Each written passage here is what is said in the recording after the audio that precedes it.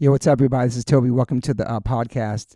If you're a new listener, welcome. I'm going to give a big shout out to my day ones for the past 6 years, my subscribers, my listeners. I appreciate people who talk about this podcast, who share this podcast, who support this podcast, who write reviews for this podcast. Really appreciate all your support. I've been doing this for 6 years. I've been giving it away for free. So many people ask me why I don't film it, why I don't monetize on YouTube, why don't I charge people for it on Patreon? And their answer is because I don't want to. I love these conversations in my kitchen. I love the honesty. I love that people want to come back for 2 or 3 episodes, the reoccurring guests that I have all the time. I love it. No lights, no cameras. I myself do not like going on podcasts that are being filmed and have lights. I've done it a couple times. I'll probably never do it again. I don't feel like myself in those situations. So I want all my guests to be as comfortable as possible. I do have sponsors. The sponsors keep my shit going. They keep it alive. But I will never interrupt a conversation with an ad in the middle of it. People do that all the time, and I will never interrupt the flow of a conversation. So don't worry about that. But I do have amazing sponsors who I align myself with, who the products that I use on a daily basis. I've turned down so much money for sponsors that want to be part of this podcast with companies I've never tried or didn't align with. I'm very picky about who I have on my sponsors and have on this podcast. That being said, check out the sponsors. Joe, cue up the music. Welcome to the One Life, One Chance podcast. I'm your host, Toby Morse. And today I'll be using my Kiwi accent instead of my Lower East Side accent. If you haven't guessed, this is not Toby Morse. I'm Dan Smith, and I have kind of hijacked the airwaves over here in his kitchen for a very special announcement. I've been friends with Toby for 25 years or so, and he's always shown me love and support with everything I've done, from my music, from taking bands on tour, having me create artwork for H2O, and countless other things over the years. I've filled in for them a couple times on bass and guitar and made memories I could never forget. In exchange, I've tattooed him a million times and might have seen more of his body than Moon has at this point. And today he surprised me and asked me to do my very own read and announce something that I've been working on that will now be a new sponsor of this very podcast. I grew up playing and loving soccer or football, and if music and tattoos didn't get in the way, I'm literally positive I would have been a pro. A couple years ago, me and my friend Kevin decided to start Field Soccer Supply. Field is a soccer-based clothing brand, but mostly Field's an idea that was created from me being involved in bands and tattooing, etc. for over 25 years and experiencing the crucial, amazing, connecting element of what makes the world go around: community. We kind of exist to elevate the passion for the beautiful game and just connect music, culture, historic moments along the way. So if you've got kids in soccer or you play in an adult league with your mates, you know how it goes. Every season, new uniforms, new fees, new hassles, new everything. Soccer is the biggest sport in the world, but is literally the #1 sport in America that kids actually stop playing. And the main reason is simply just the cost of everything. All those old polyester jerseys end up in a landfill something too, and the love of the game kind of follows soon after. We're going to do something different. We take old uniforms headed for the dump and recycle them. We then use the recycled polyester to create uniforms that any team can love. They're fully customizable, team kits, fan wear, and also there's a lifestyle and essentials side to it that celebrate amazing moments in soccer and music history combined. You know, playing is the most important thing. We host monthly play-for-free pickup games here in Southern California, and we're just getting started. The goal is to eventually do this everywhere and help make playing doable for anyone. Check out The Field Dream on socials and thefieldDream.com for more info and join our team. Okay, I'm going to hand you back to the real host of the pod and get back to the regular programming. Thanks for listening. I have a lot of friends who are sober, a lot of friends who are straight edge, a lot of my friends who are going through it. I know struggling with substance abuse and alcoholism can be really hard, especially knowing who to turn to. It can be really daunting. I'm here to say that a good friend of mine and his friend started this incredible treatment center called Refine Recovery. They gave me a phone number, 855-516-3332. You can text, you can call them. It's totally confidential. It's safe. There'll be somebody on the other line to help you out, a compassionate human being to talk to help you navigate the process, the insurance treatments. They accept most of private insurances. You can go refinerecovery.com, Refine Recovery Instagram.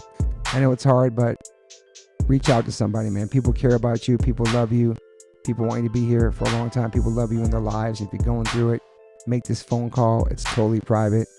I know people DM me all the time about going through sobriety and trying to get straight and trying to take care of themselves, and the struggle is totally real. And Refine Recovery is the definitely move. Reach out to them, 855-516-3332, or text them, 855-516-3332. You can call or text this number anytime, 855-516-3332. You know the drill. This number is here for you to call. Since 1987, Rockabilia has been around doing officially licensed merch. No bootlegs from all the artists that I freaking love, from pop to hip hop to rock to hardcore to punk. Over 500,000 items on this website, independently owned, operated in the USA. Custom limited collabs drop every month exclusively on this website from visual artists and tattoo artists. They have so many bands that I love and artists that I love, from Gaga to Blink, Katy Perry, Bad Brains, Beastie Boys, De La, Tribe Called Quest, 50 Cent, Billy, Deftones, Dead Kennedys, DMX, Dr. Dre, Eric B. and Rakim, Goo Goo Dolls, Hall & Oates, Wu-Tang, U2, Snoop, TSO, and Paramore. Those is to name a few of all my favorite bands that are on this website. I've owned t-shirts from all those artists throughout my life. Now I know to go here only. All officially licensed merchandise. Check out Rockabilia Instagram. Also go to rockabilia.com and use my code OLLC10 and get 10% off. That's rockabilia.com. Use my code OLLC10 and get 10% off your purchases. Thank you to Rockabilia for being our new sponsor. Welcome to OLLC fam. We're back on the podcast now, ladies and gentlemen. We just had a serious weird thing happen where I was recording, not even on the microphone, but recording on the computer. I had to call Joe. He fixed it. It was a weird double freaking track. So welcome back to the One Life One Chance podcast. I'm your host, Toby Morse. Clifton Collins Jr., thank you for being here. We just had an amazing 20-minute conversation. Hope you'll get it all back. Talking about you growing up in Los Angeles, your family, and welcome to the pod, man. Thank you, brother. Back on the shit again. Deja vu. And we talked about how before, like, you lived on Genesee back in the day, the same street I live on. Which also Henry Rollins lived on that street as well. Did he? On the one I did or one you are? Because it goes up to Beechwood Canyon, doesn't it? It does. Yeah. That's right. Rollins it does. lived It up does. there, supposedly, yeah. So I'm in the mid section and Rollins is in the high section, the ballin section. The ballin section. Yeah. Chad Muska, my friend, the pro skaters, live up there as well. Chad Muska. I know Musk. You know Muska too? I haven't seen him forever. He moved to Ohio during the pandemic and got a farm and has chickens and like living his best life and just dropping skateboards all the time. Good. It's really cool, man. It's nice when like we got homies from back in the day that are now living their good years. Yeah, getting out of Los Angeles. Yeah, it's I mean, you're born and raised here, so you've been here forever. Home is where the heart is. Yeah. Yeah, and only lived in places while working in places. Yeah. This is true. Yeah, and that's been such an education too, because when you're like in Amsterdam for 3 months with, Val Kilmer, rest in peace, and LL Cool J and Christian Slater and Johnny Lee Miller and hang on a second, bro. I know you're not name dropping because you're working with this. You said LL Cool J. That's what and Christian Slater too. Best dude. Yeah. Underrated actor, I think. He's awesome. You know what I'm saying? Is he though? Because when I watch that TV show. Oh yeah. I was like, Christian's killing it. When I watch him in True Romance, Christian's killing it. True, so, but that was so long ago. But Untamed Heart, I think it was one too. Marissa Tomei is another one, bro. Oh yeah. Love Marissa Tomei. She won an Oscar. She did. Okay. But also, for my cousin Vinny. But but the TV show he did, but the computers. Sam Ishmael show. Oh yeah. Okay. That was a huge hit. I binge watched that whole thing because Sam Ishmael was doing a remake on the Metropolis, the Fritz Lang film from 1927. Which, if you watch it today, it'll scare the bejesus out of you. Because everything's happening right now. Well, it is to the T. The main computer is called Grok. Okay. In Fritz Lang's, which is Ian's or fucking Elon's. They mentioned that by 2027 we'll have the supercomputers, the super AI, so there will be no need for the middle class, because they introduce a robot which looks like the Tesla bot, and they say, this is great. I know you can tell it's not human, but the next one you won't be able to tell the difference, and we can eliminate the entire middle class. That's scary. Well, I think that's why the show got shut down, personally, because Sam Ishmael's a genius, and they did so much research on this thing. And this is almost 100 years to the day, because they said it's crazy. Super AI was supposed to be here. You've already got these massive supercomputers, so this is supposed to be in. So in 20, we got like a year and a half. It's crazy that kind of movies predict the future like that. During the pandemic, the number one movie was about the whole entire Civil War. Was a plague thing. I forgot the movie. It was like number one Netflix during the pandemic. but it was I forgot the movie was called, but it was about a plague, and the exact same thing was happening at that moment. I'm like, holy shit, dude. That's how I learned about COVID. Was it a movie? Well, a buddy of mine, Roger Avery, who was doing he was doing research for a Contagion film. It's Contagion. Wait. It's called Contagion. What's it called? I think you just said it. Contagion was done before, if I'm not mistaken. Okay. But he was doing a Contagion film. Okay. So he had already been researching Wuhan, all these different places and epidemics, and then he stumbled across some intel that he shared with me at the Once Upon a Time in Hollywood premiere party. We were in the back at Casa Vega, and he's like, Clifton, I love you. You're a dear friend of mine. You know that. So I got to share some shit with you. It's very important. What? I know how much you research, so I want to tell you. And then when you're done with your research, call me, and then I'm going to fill you in on the rest of the research. And he told me this 2.5, 3 weeks before it was COVID time in America. So way, people were like, man. why is Clifton buying all these things? Why is Clifton tripping out a little bit? And I wasn't tripping. I wasn't raising the alarms, but I'm like, hey, are you aware of such and such? Or what would you do if this happened? Or are you covered if you need X, Y, Z? So I started to purchase stuff. So you could tell who was learning about it, even though it wasn't on the news, because you start to see certain products disappearing. So I'm like, okay, it's not in the mainstream news. So the products that are disappearing informs me that there are people that are doing research that are aware that it's coming. It's crazy. And man. You had the intel. I was already loaded up. You had all the toilet paper, all the hand sanitizer, like sanitizer. I had bottles of seltzer, the Canada Dry, because it's got natural quinine, which is hydroxychloroquine, right? Which is what the fucking fat man said like a month later. But I was already up on it because in the South, the when they had the whiskey and cokes, they'd have soda.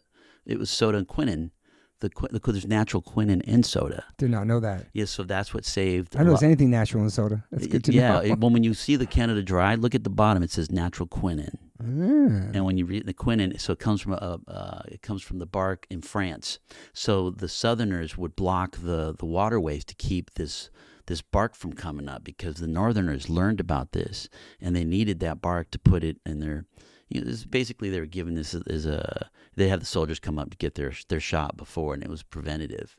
Damn. So it's to keep them from malaria and the things that were going to kill them. But that's also why they were. I found letters like, "My dear Matilda, we are shy of the bark we are needed. My men are in dire need. Please send us an ounce of this fine bark." They've blocked up the waterways, and my men are dying of malaria and yellow fever. I was like, oh shit. And then I see the fat man talking like, oh, he learned about it. Jesus. Yeah, how do you get the intel on that? You found the Contagion movie? It's not called Contagion? No, there's a movie. It's about a virus. Like, I'm so curious. It was so big. There is a Contagion film. Yeah, that might have been it. That was huge during that time. I want to say Matt Damon. Well, the one that came out. I can't remember the one that came out around that time. Oh, and then also I got the CDC. I got Dr. Zhao's CDC document through a special hidden server. So I printed that motherfucker and then wiped my entire computer because I was trying to find about airborne. I knew the droplets, which were I want to say 0.5 micro. Shit, I knew that's so crazy. I knew man. all this shit at one point. Yeah, because I was just going through Dr. Zhao's thing because he wouldn't admit nor deny aerosol transmission. Meaning that I could cough in front of you and not get a drop and you'd still get it. So the fact that he didn't deny it and it's coming from China, like there's my answer. It is. And then we find out later via the Bob Woodward tapes that the fat man always knew. He just lied to the public. Of course. And the Bob Woodward who exposed Nixon, right? Wow, man. Yes. You know what's crazy? My wife was pulling these old files the other day, and she found some files for my dog. Is it called Contagion? I don't know what that is. Yeah, it's a different one. This one's from 2020. But thank you, Destin. But my wife pulled this paperwork for my dog, and my dog got a coronavirus vaccination in 2012 for the dog. But I guess that's the name of was this called a coronavirus? But there's different types of it, right? Yes. We had like Corona-19, whatever. Before that, COVID-19, my dog had 2012. That's weird. Interesting. Yeah. Saw it the other day. There's just so much we didn't know. Yeah. And also they wanted to keep us in the fact that Bob Woodward knew this in the very beginning, he tells him it's going to be very dangerous. So, no, it's not. Keep trying, Dustin. The fact Thank that you. he was spewing all this stuff to Bob Woodward and kept it on the down low. It's crazy, and then he man. comes on public television and says something completely opposite. We're living in a weird time, though. Yeah. This is very like a scary SNL skit or something. Every day it's something, Yeah, you know? yeah. It's definitely a weird time. What is it? Infection? Okay, that could be it then. I've had a few of those. Yeah. Like I was starting this episode different than the first time we did, starting in the COVID days. But yeah, Los Angeles, born and raised there, and your grandfather, and being a big part of the influence of you becoming an actor and showing you movies and all kinds of things as a youngster, and helping you teach you how to work on cars and fix things. Right, we were talking about that earlier. Yeah, he taught me big everything. Influence. Big influence. Dancing, tap Where was dancing. your pops during that time?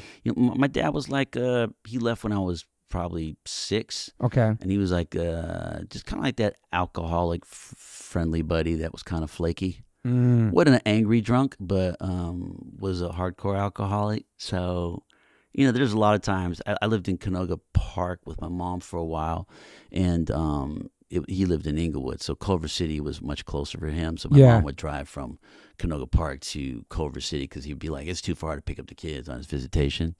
And then even then, sometimes he wouldn't show up. My mom would get up early, drive us all the way from Canoga Park to Culver City.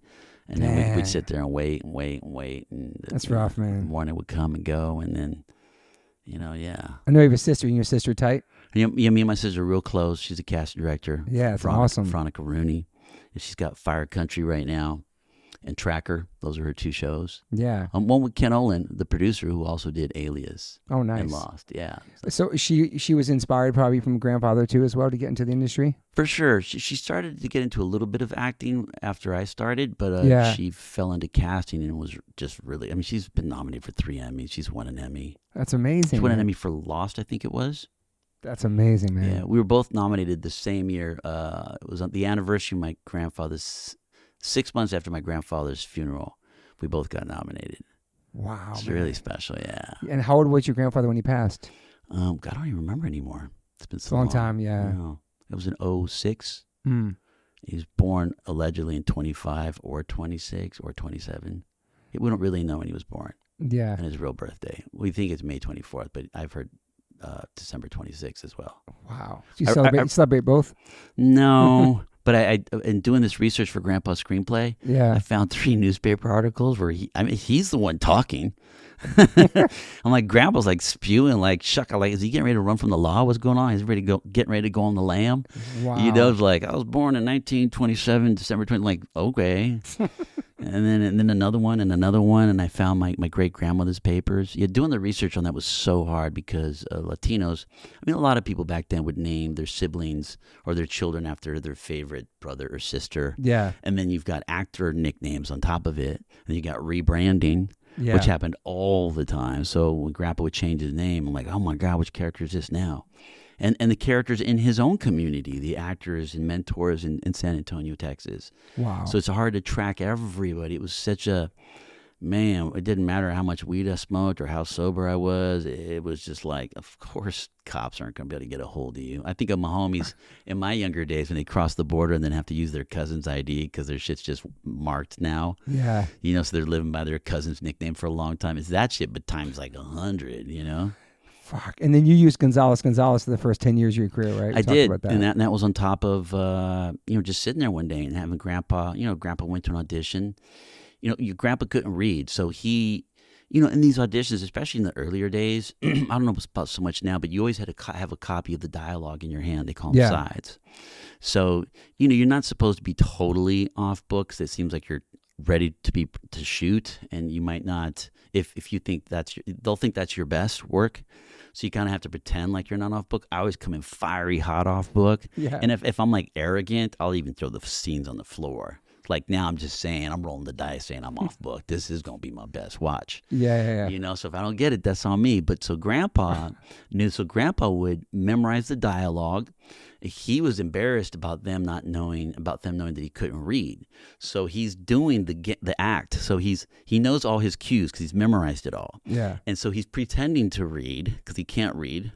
And then when it's time for him to act, he looks up and he acts because he's heard his cue. And then he goes back to, so he's acting twice. He's acting as the character and he's acting as an actor. Damn, that's amazing. Yeah, so he sat there and he said, this one caster just said, he goes, hey, have you ever worked before?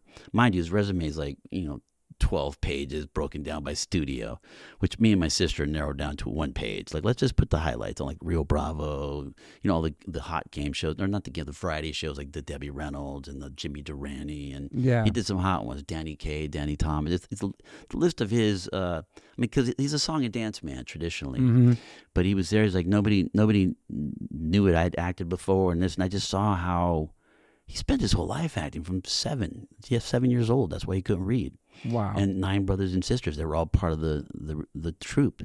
So I said, Grandpa, maybe I could take your name. He said, well, what do you mean? I said, well, my name's not Jose or Javier.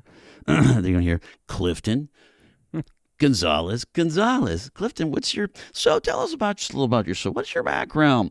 Let's see. Clifton, Mexican. Tell us where you're from. Well, I'm German, because Mexican, and Apache, Mexican, and I'm Mexican. Aha! We knew you had a little Mexican. Oh, okay. So it's like I didn't know they were going to come after me, because a lot of my white friends were like, don't do it. But then it got worse, because every tax season there would be notices asking, and I'd have to send copies of everything for every single residual. It was a pain in the ass. Traveling was a pain in the ass. But then that's when I thought about, Mary, John Wayne. like how does he get away with it? He didn't want to be called, don't call me Mary. So that was John Wayne's real name, huh? Marion Thoroughgood. I didn't even know that, man. That's crazy. I said, don't call me Mary. How many times do you think he said it before he popped somebody? Oh, dude. What did you call me? and he was a part of your grandfather getting some land too and some property in Los Angeles? Right, well, because it was against the law for Mexicans to own land in Culver City. And if I'm not mistaken, I believe that's still in the rental, or not rental, in the real estate. Still? Agreement. From what I understand, I had a real estate person tell me that. They just don't enforce it. Yeah. That's crazy, man. And I think it's just a way in of them saying. 2025, yeah. So Duke went out of his way, and then my grandpa bought this whole block, Elena, right by Sony Studios. Okay. Bought these apartments, the house across the street, another house, an apartment complex by Veterans Memorial. Yeah, so all that because of Duke. And so how long did they own that for?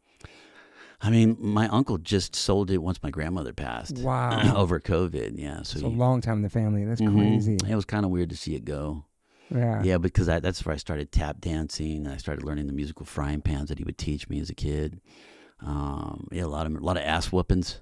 But that was all vaudeville. That wasn't just a Mexican thing. Like, if you do the history of vaudevillians, like, they'll talk about tap dancing till their feet are bleeding. They're 4 or 5 years old. How old were you when you started tap dancing? I was 7, but, if my time step was off or we didn't do it right, we got belted pretty good. And, wow. Sometimes you'd see blood. There'd be blood all over the floor and trying to tap in it. It's kind of, in hindsight, it's pretty graphic, but at the time, you were just trying to be good. Did you enjoy tap dancing? I enjoy it now. You still do it now? Yeah, I do. Oh, that's amazing. Oh, yeah, I tap danced with Juliette Lewis and What? That's the homie. Shout out to Juliette, man. Oh yeah, I love Juliette. And my grandpa did a bunch of movies with Jeffrey Lewis, her dad. Legend, man. Yeah, so I brought a bunch of those photos. It was by design. The film. It was in Sundance this year. Really amazing filmmaker. She's fantastic. I adore her. Juliette turns into a chair. It's yeah. Do you tap dancing in there? I do. What started out out with modern dance. So we had a choreographer, and then the director knew I tap dance. I'm like, okay. And I just gotten over a knee injury. I broke my knee while I was riding my red line. I got some time through Mr. Cartoon. Like, we started scooping up a bunch of these old BMX bikes. Really? Yeah. So because he's designed his own now. Okay. So I got 3 Diamondbacks and 1 Redline. And Redline was like my dream BMX. I couldn't get that as a kid. Like, I would dream about riding a Redline with red tires and a white frame and red Oakley grips, and and I got a Silver Streak 2 Diamondback, which, hey, it's a Diamondback, nothing to fucking scoff at. I was happy. Yeah. So, but now as an adult, when that red line popped up, I said, Tune, I need that red line bad. I need it. Yeah. So we got you? It's in my garage. Oh, that's amazing, man. I love it so much. That's amazing. It's good. We were talking before the pod about you're really close to a cartoon, but you have no tattoos. I love that. Yeah. You're clean canvas. Clean canvas. I gotta be. I don't want to go. My time when I'm on a film that matters, the kind where you've got to. My friends know they're not going to hear from me. And they all support that wholeheartedly. I don't want to waste 30 minutes extra getting tattoos covered up. Yeah, it's a big process, right? It is. I mean, yeah, it is. And now I get to decide what kind of tattoos my character have. Yeah, that's true. They got they draw them on you now, right? They paint them on you. Well, they got these really the art of the fake tattoos comes so far. I know. I saw it recently. Josh had some stuff on. I show you pictures of. It's incredible. Yeah. It's so real. And actually, Cartoon had developed some pens, if I'm not mistaken. I had a few friends develop some pens to make it look aged. And you had pens to be like the new tattoo, the old tattoo, the really old tattoo. Like super faded style, and then like yes. That's really cool, man. But now, like when I did Dirty with Cuba Gooding, I had a big back piece, and with state of the art at that time, because I just wrapped Capote that Friday.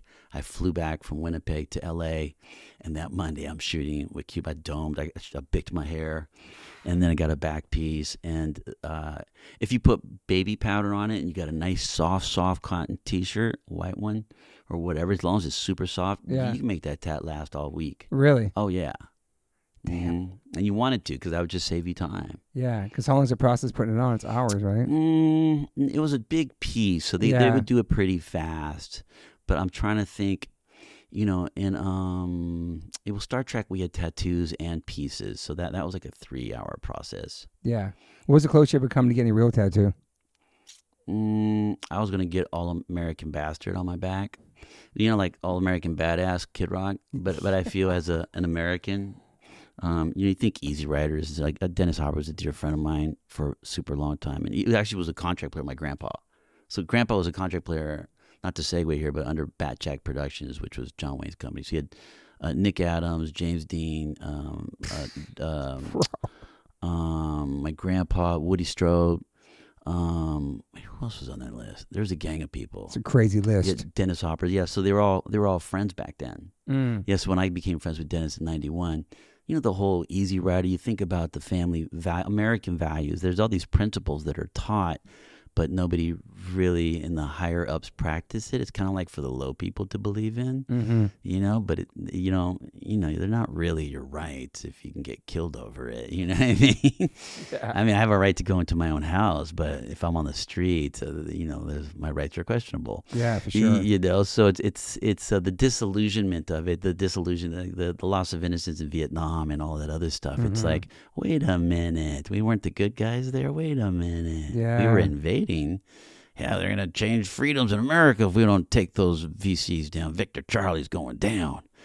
You know what I mean? So it was like, I started to learn that these were all lies early on, and I was just so pro. I'm patriotic. I love the colors. Like again, the Easy Rider, that whole speech that Dennis gives about freedom.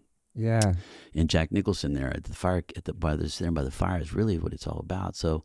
Yeah, so I know, Bobby's got the All-American Badass, but I'm like, All-American Bastard, because I believe in the values and principles. I just wish that the fathers, the mothers that taught us that, and therefore I'm an All-American Bastard. Yeah, I love that. Yeah, but then the homeboys from the hood, whether it was Watts or 18 or Culver City, no, fool, don't get that on your back.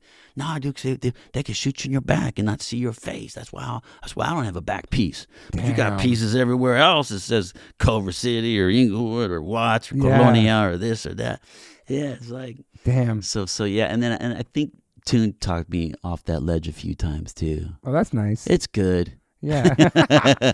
Ultimately, it's good. We were talking earlier about you growing up and like being a good kid, but also hanging out with people, like you just said, in different gangs and different neighborhoods. But you were always, those are your friends, And I would be getting shot at, and then be like, pew pew pew pew. All right, cool. Like, and you got homeboys like wanting to get pieces to go take care of the business. Like, oh shit, man, yo, it's 2:30, homie. I got a freaking McDonald's audition with Temper Gallegos. Thank you. Really? I said I got to get out of here. So I'm taking off my size 48 Ben Davises and putting on some fitted 33s. So it led up to all like your beginning of your career. You started hanging out with your friends. Oh like yeah, that. oh yeah. Damn. I'd be rolling out from South Central, going to Hollywood to do a goddamn fucking Cheerios commercial, Kellogg's. Wow. Well, they thought that was cool that you were trying to do something, right? Or no? Oh, for sure. They absolutely, and they never wanted me to get any kind of trouble. Like, the first few times I went to jail, my homies bailed me out before I was barely even booked. Really? I got booked in Culver City. My homeboy was an A-Trade Crypt. I'm still friends with today. He had me out. Was there at the front. Big homie. Just there ready to get me, scoop me up. Yeah. I had to lie to my family, tell them, because when I was in jail for a couple of days, I told them I was spending a night at a friend's house. How old are you then? I was like 17. And what did you do wrong? One was trespassing. One was they found a 92 FS Beretta in my car with 2 hollow point, 2 magazines.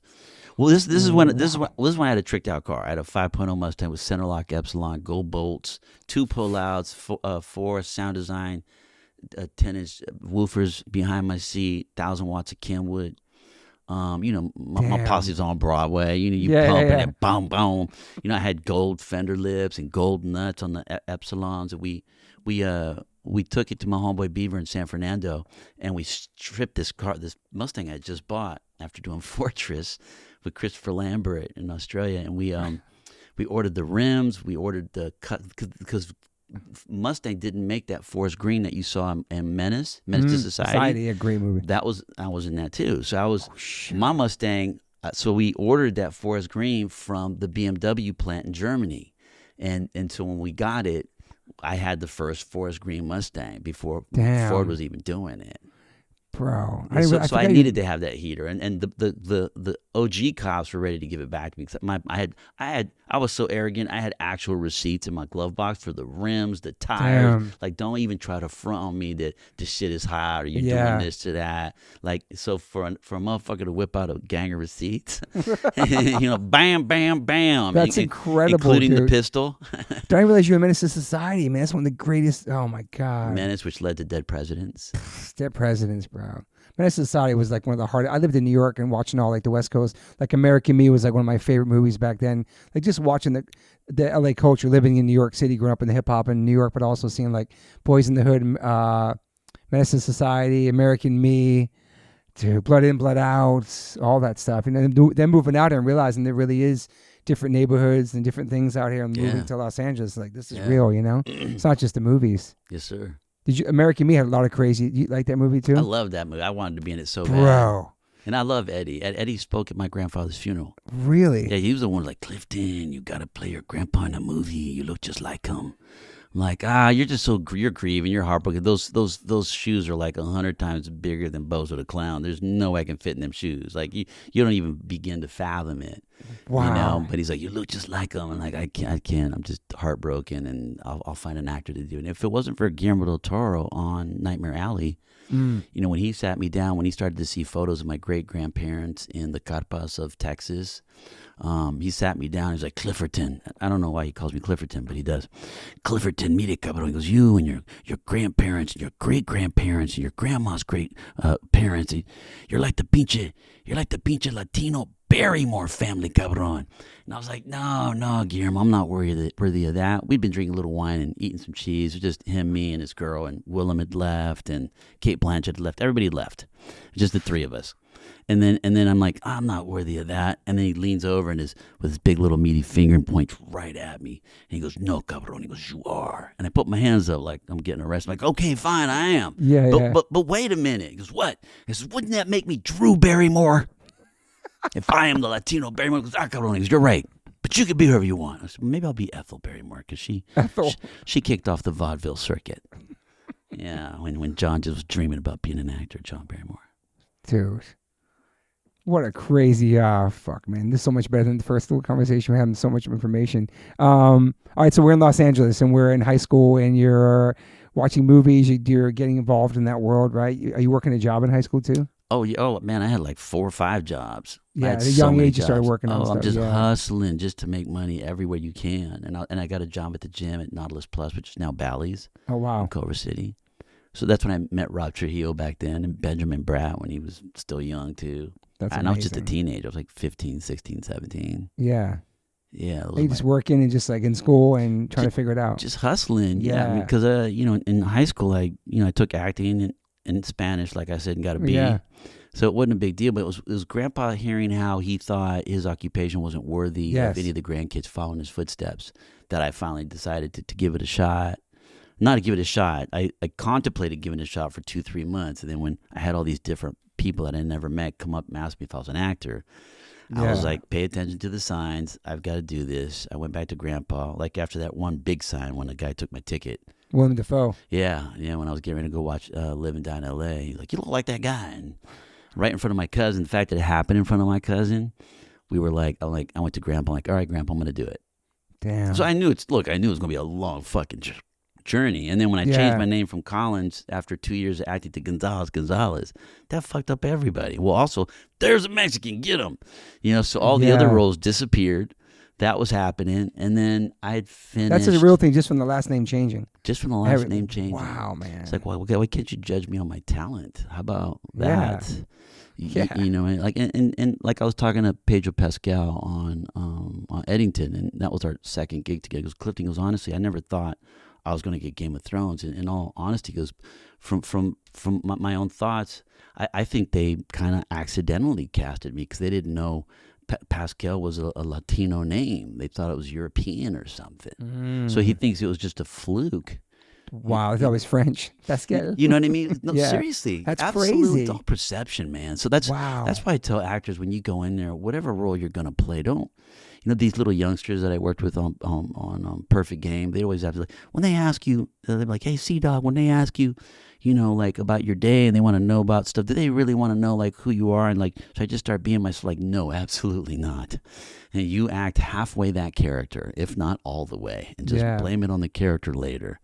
Always be respectful, don't be rude, but you don't get a second chance for a first impression. So if you walk in acting like the guy, because they're like, we found the guy. That's what they always want to say. Like, we're looking for a so-and-so type, whatever. And it's like, just walk in being that character, man. So when they see you walk in, and I used to, I'd study the character if I was on audition, if it was a general, and I'd learn the dialogue and the subject matter. So I would throw in some words that character uses just in convo.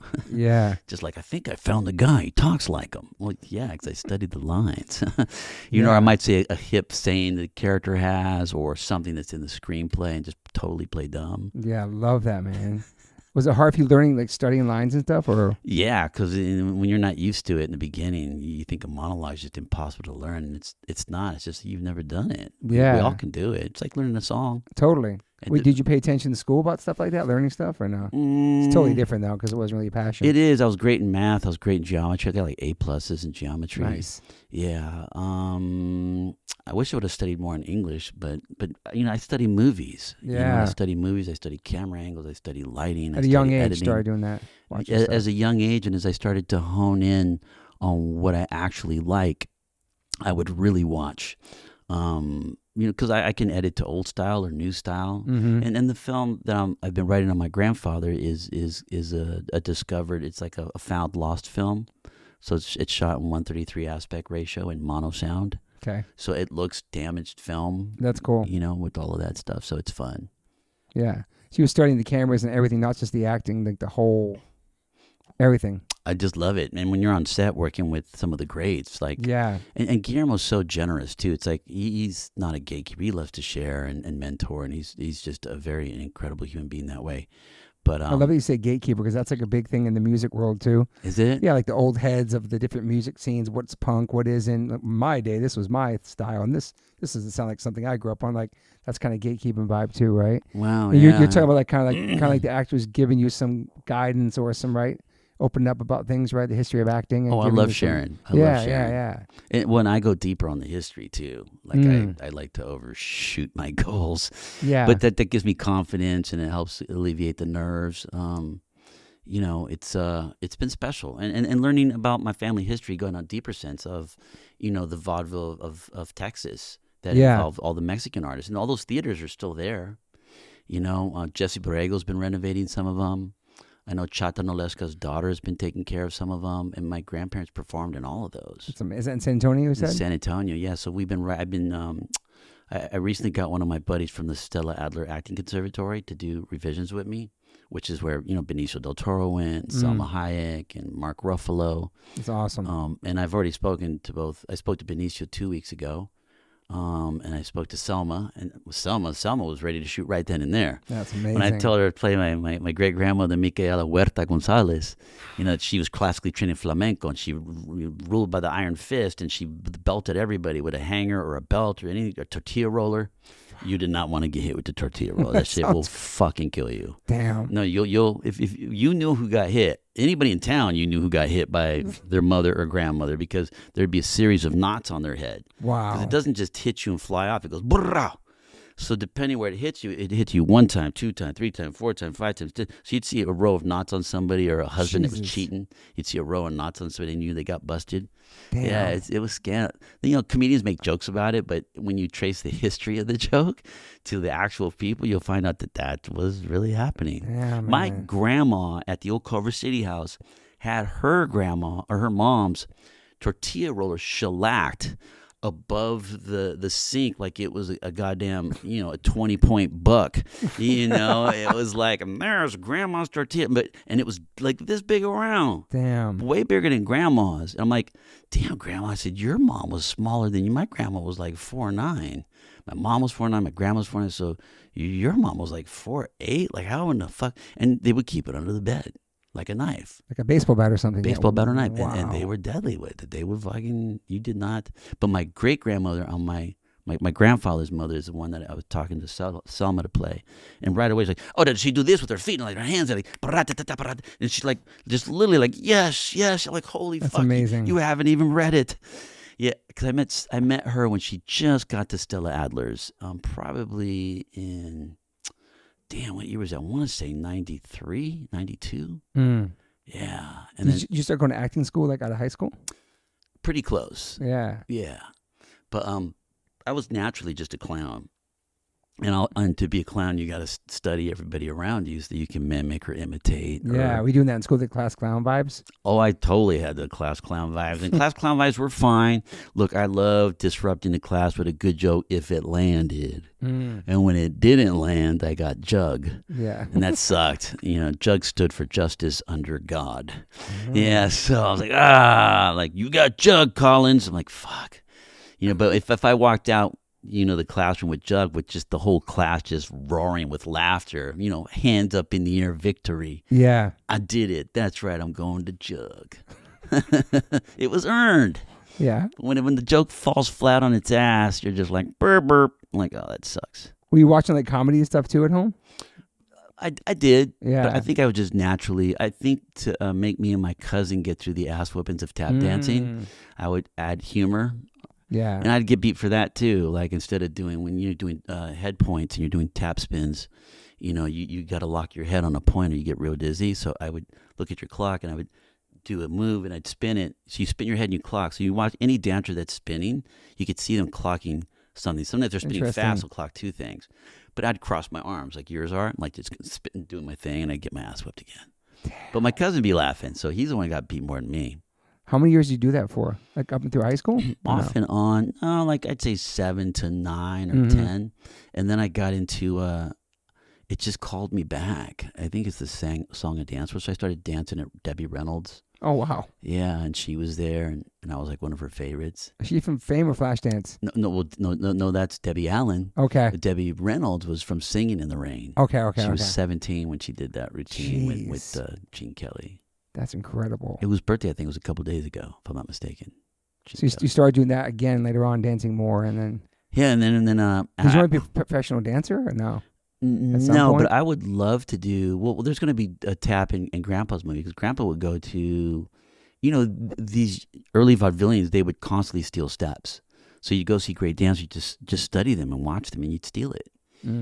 Bill Robinson, Bill Bojangles is the only guy, respectfully, that you weren't allowed to steal steps from at the Cotton Club. Like, he can go and do the moves in the study room with everybody else, but nobody would even dare to steal his steps until his back was turned and he was walking out. As soon as he turned his back and started walking, you could attempt to try to steal whatever the fuck you thought you saw him do. Damn. So my grandpa would sit there and watch the Nicholas Brothers when he traveled to New York because him and my grandma got married at 15 and 17. We're on the road. So they would go to New York and perform. Damn. Is that Mr. Bojangles we're talking about? Yeah. That's the Mr. Then that's the first interracial couple on television and film. Damn. Him and Shirley Temple. I do remember that. I think it was called Bluebird or Blue Jay. Maybe. I don't remember. Yeah, where they're dancing with the steps. Oh, yeah, I do see that right now. But Mr. Bojangles was a great song, though. Who sang that? Was Mr. Dylan? Bojangles. Was it Dylan? Dancing. Maybe I look it up, Dustin. That's a great song, though. Yeah. Damn. Yeah, Were you ever into music as a kid too? Like for sure. Like playing and stuff or singing? Yeah, or? well, I play a lot more now. When I was doing when Guillermo let me know that I ran into him. Well, actually, I didn't run into him. I intentionally crashed his star ceremony, and then because I knew he was Hollywood doing, star thing. Yeah, he knew he was doing this thing. He's like, I might get tasered this day because I'm not on the list, but hey, it'll be worth it. But thankfully, JJ saw me. Oh, that's amazing. So I just moseyed on in. As soon as he's like, Cliffy, come here. I'm like, oh shit. And then Guillermo, some of these eyes got all big. He's like, Clifferton, come here. I want to talk to you. That's cool. So I got this very, very important. It's a cameo, but it's not really. It's very important. He's the Carney. I'm like, awesome. It's this new movie I'm doing called Nightmare. I'm like, oh wow. I knew all about it. But I was like, oh okay. He goes, yeah, it'd be great. Like, have you maybe playing a blues song or something? Like, oh great. He says, I said, like who? Like maybe Bo Carter. I'm like, oh, Bo Carter. I said, like, well, like I'm an old bumblebee, or I get the blues. Oh, amazing. He goes, well, how do you learn by? I says, well, what do you mean? Like video? You want a teacher? Or you want the sheet music? I said, oh, just send me a video. And then as soon as I left him, I text Slash. I said, yo, Slash, I just told Guillermo that I'm gonna play the song in the movie. I'm an old bumblebee. And then I told him, Cliffy, that is a really fucking hard first song to learn in its entirety. I said, awesome, I can hardly wait. Let's do this, bro. And he found me a really dope 1920s capo. Damn. That is like, they made things to last back then. You look at it like, okay, this is one of a kind. This is not going to break. But yeah, so I've always been around music with my grandpa. Yeah. And he played piano and guitar and the musical frying pans, and he'd take bottles and fill them with water and hang them from a wire. I've got those in my garage. Whoa. What are the musical frying pans? What's that? Display frying pans? He would take, he's got a set of about roughly, I want to say 24 frying pans, including a high and flat and high notes, sharp notes. I have them set up at my house to play beer bell rag, beer bell polka, Guadalajara. My uncle's got to fly in to teach me that because we're getting close to getting my grandpa's movie going. It's amazing. You play the pans then. Wow. Yeah, the they're pans. really loud. They're loud as fuck. Wow, they're just man. like, I could show you some clips of that. It's pretty badass. I That's should show cool. you the Jimmy Durante with Robert Mitchum. Yeah, for sure. I'd love to see that. That would be amazing. We should watch that. Damn. So now you graduated from high school, obviously, right? I did, Loyola, yeah. And then are you going to college too at that point or no? I went to Cal State Northridge for a year, and then I realized I'm wasting my time because I just want to focus on movies. Yeah. As grateful as I was for the education, my mom was so mad. I said, Mama, I can't go to college for you. I got to go for me, and this isn't what I want to do. Yeah. Because, well, you got to come up with a B plan. I said, I got a great B plan, Mama. He goes, what's that? Because it's my A plan. I love the same me. That's amazing. Yeah. You just went, that was the acting. This is all you're going to do. This is it. This is it. So you start auditioning and going to classes and all that stuff? Auditioning was like the first way of commercial auditions. A really great way to learn because you're Okay. trying to affect people in a very small amount of time. So I learned. I started to rewrite stuff and improvise stuff. I started booking. My mom thought I was lying to her. My grandpa had to convince her I wasn't. So You remember your first commercial you booked? it was Say No to Drugs. Nice. The irony. And I was literally grandfathered in because my grandfather and grandmother had to drive me to sex. I was still 17. Wow. Yeah, so it's kind of special. And honestly, what was really, really special was It's like a Nancy Reagan Just Say No campaign or something? I was on a conveyor belt and all these Okay. kids are falling off of it, like due to drugs, and then they stop at me and you just see my face and I forget what the fuck I say. I say Damn. something stupid. That's your first booked one, though. That was my first one, yeah. But you didn't get residuals on it because it was a public service announcement. So had it been Coca-Cola, I would have clocked like $40K or something. Wow, dude. But I was happy with my little, $340 or whatever the fuck it was. I'm 17. I'm like, oh my God, that's a huge check. It's like fucking $1 million. And then you just started going for it, just more auditions and all that. More auditions and then falling a bunch because I'm trying too much and then acting class and then, just keeping at it and hustling all the time. Mm-hmm. But in regards to the music, though, I got into music video directing right before I did Chicken Fried for Zac Brown. Yeah, that's crazy. We talked about it before the podcast. Like, that's a crazy video and song. Yeah, so that's when we won the Breakout Video of the Year, Breakout Band of the Year, CMT Award. We were nominated for AMA. It was crazy because it was on those 4 days off that I had while acting in Extract for Mike Judge. Okay. Yeah, and that's when he gave me permission to go. And then because I didn't want to tell the producers, I'm going to Smyrna, Georgia with a bunch of rednecks to shoot a hillbilly video. How'd you connect with him? Mike and I first connected when I auditioned for Idiocracy through Mary Vernew, and albeit I didn't get the film, we had such a dope time just jamming and collaborating, just being creative and giving me direction and laughing and me talking shit, that it just felt like somebody would be my bro, you know what I mean? So then when I came in for Extract, it happened pretty fast, and then we became very close very quickly, and I just pulled him to the side and asked him for a solid, that's a real favor right there, because any director in his right mind would have said, hell no, you're not leaving. You're staying right here. We might need you. Yes, there's an extra day off, but no. He's like, holy shit, Zac Brown Band? God damn, 4 days off? Shoot the video for Chicken Fried. Wow. Yeah. No, I'm not going to tell the producers nothing. Just go, Clifton. Go to Smyrna. Zac Brown. Wow. All right. Don't worry, buddy. Let's go. That sounds just like Mike Judge, by the way. That's another movie, Idiocracy, that's relevant right now, too. Almost what's happening absolutely. in the world. That's crazy, even he was scared because there's revelations that he had no clue about. He was like, yeah, then these other two things happened that I didn't even see happening. So it's I call him the redneck Nostradamus. And what about Zac Brown? How'd you connect with him? Zac, I had done 2 videos, one for The Soul of John Black, and then I did, what was the other one? I'd done 2 videos, and then another band had the song, and that I guess they leased them out or something. They had 6 years and they fucked it up. Whoa. So Zac got it back and it re-recorded it, and it was tearing up the charts. It had climbed like 28, and as fast as it was rising, they knew it was going to go really fast. So he needed a video.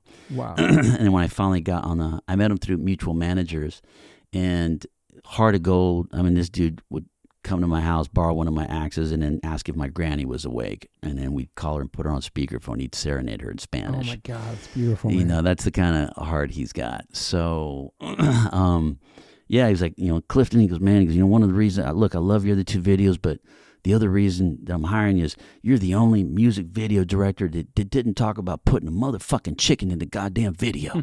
I said, well, I'm going to put a chicken in it, but not the way you think. Yeah. Well, just because the dawn of the morning when the roosters crow. Oh, yeah. You can't deny that. That could be in any country video. Absolutely. That could be in any movie. Yeah. The passage of time, as they say, or when they light a fuse in a movie. Yeah. A good one is, the magic hour, the magic dusk, and the roosters crowing in the morning, or... Now, there's something beautiful about that.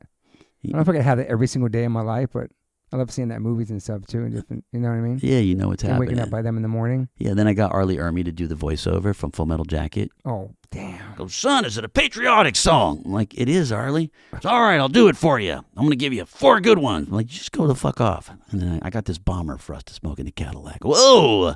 We'll have to tell the missus I'm gonna be a little late today. Hoorah! Sounds just like him too, dude. I miss Arlie. We were very close. Damn. Yeah, he was a good dude. When did he pass? God, I can't even really remember, but I did one of the last, not mail calls. I went with him when he had the flu really badly, and I spent a lot of time. He got me sponsored by Glock, so I was sponsored by Glock for a while. Nice. Yeah, he was a big guy over there. Wow. Just a great dude, and just the stories about working with Kubrick, because him and Kubrick were really tight. Okay. But he'd share things about that and Eyes Wide Shut and the films he did with them, and yeah, it was pretty. It's amazing, man. You have stories for days. It's crazy, like your life you live, man. It's wild, man. There's different people throughout your life, Blessed for different sure. Movies and everything. For sure. Was the first TV show? Was it Freddy's Nightmares? That was the first thing, 1990. That was one of the early ones. Flash. The Flash too, yeah. 91. We shot that at the church behind Loyola High School. That's cool. Wow. So that was really fun. Damn. And I got to wear one of the suits that Tony Plano wore in the Zoot Suit movie that Eddie almost was in. Damn. Yeah, so Eddie almost, you said? Yeah. Yeah, because Eddie played the head Zoot Suit guy. So that was one of the big things from. I just love the Chicano culture, especially when I was at Cal State Northridge.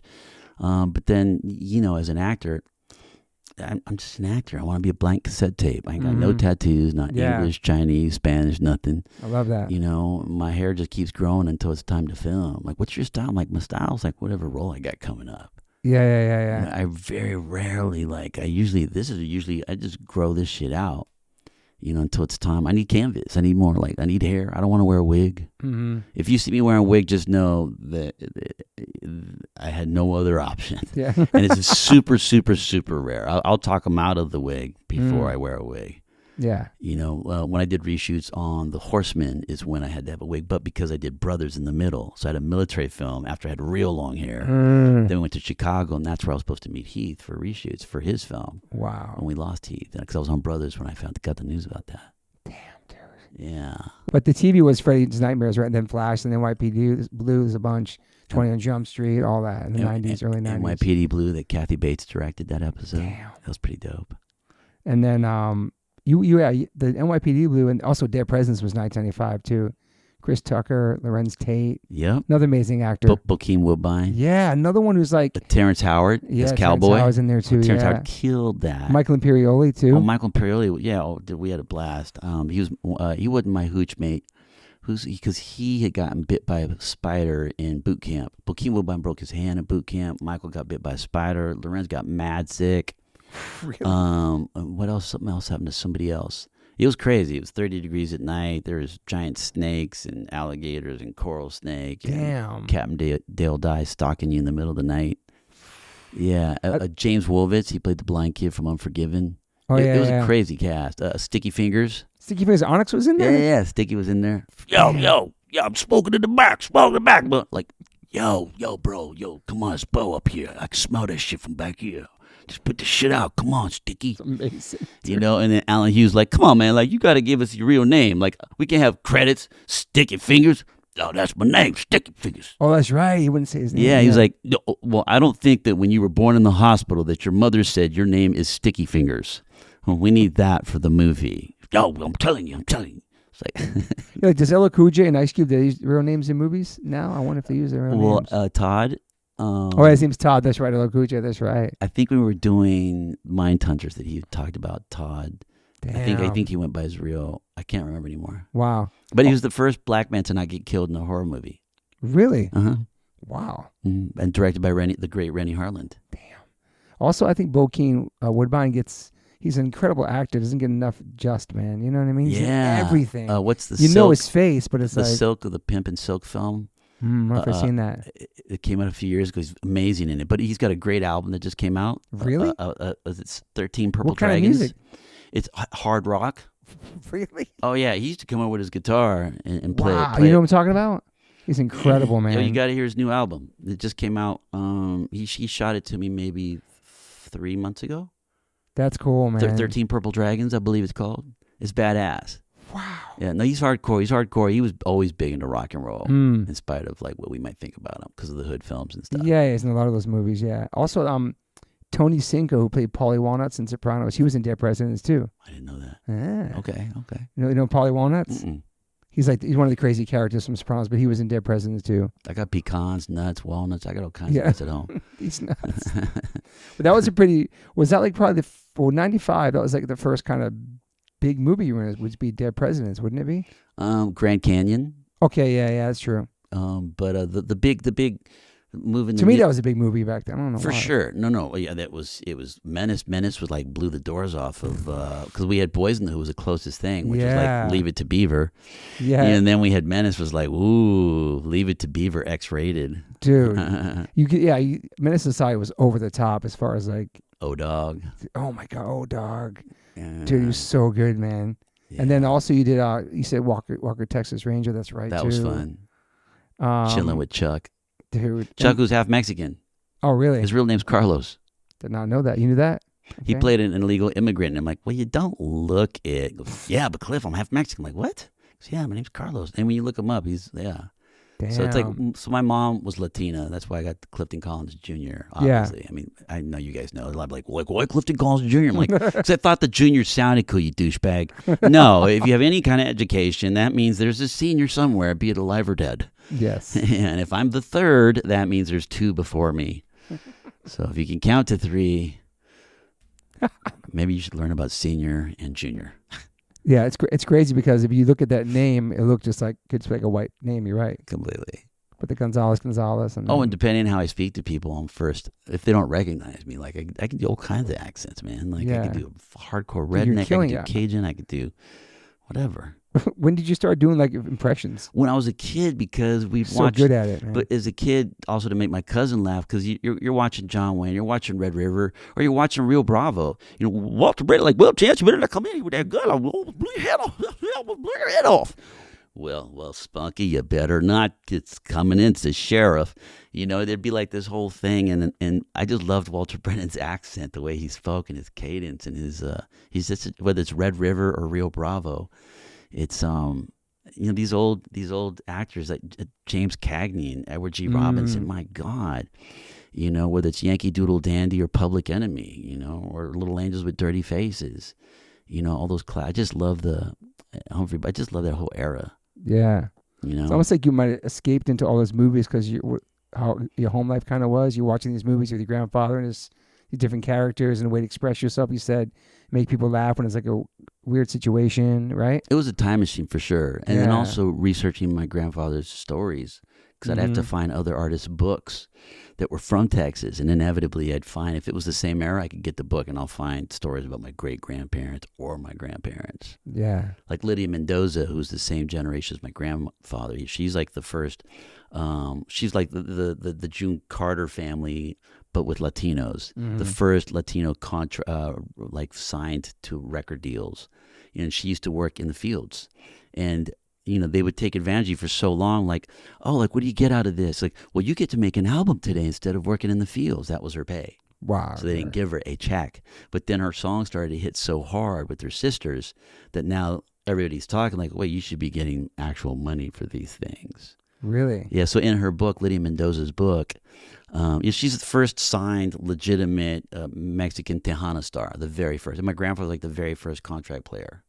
So, like, there's PBS has got a special on vaudeville. There's some of the Chinese vaudeville, black vaudeville, white, obviously. Not a single Latino in it. Not my grandfather, not Ricardo Montalban, not nobody.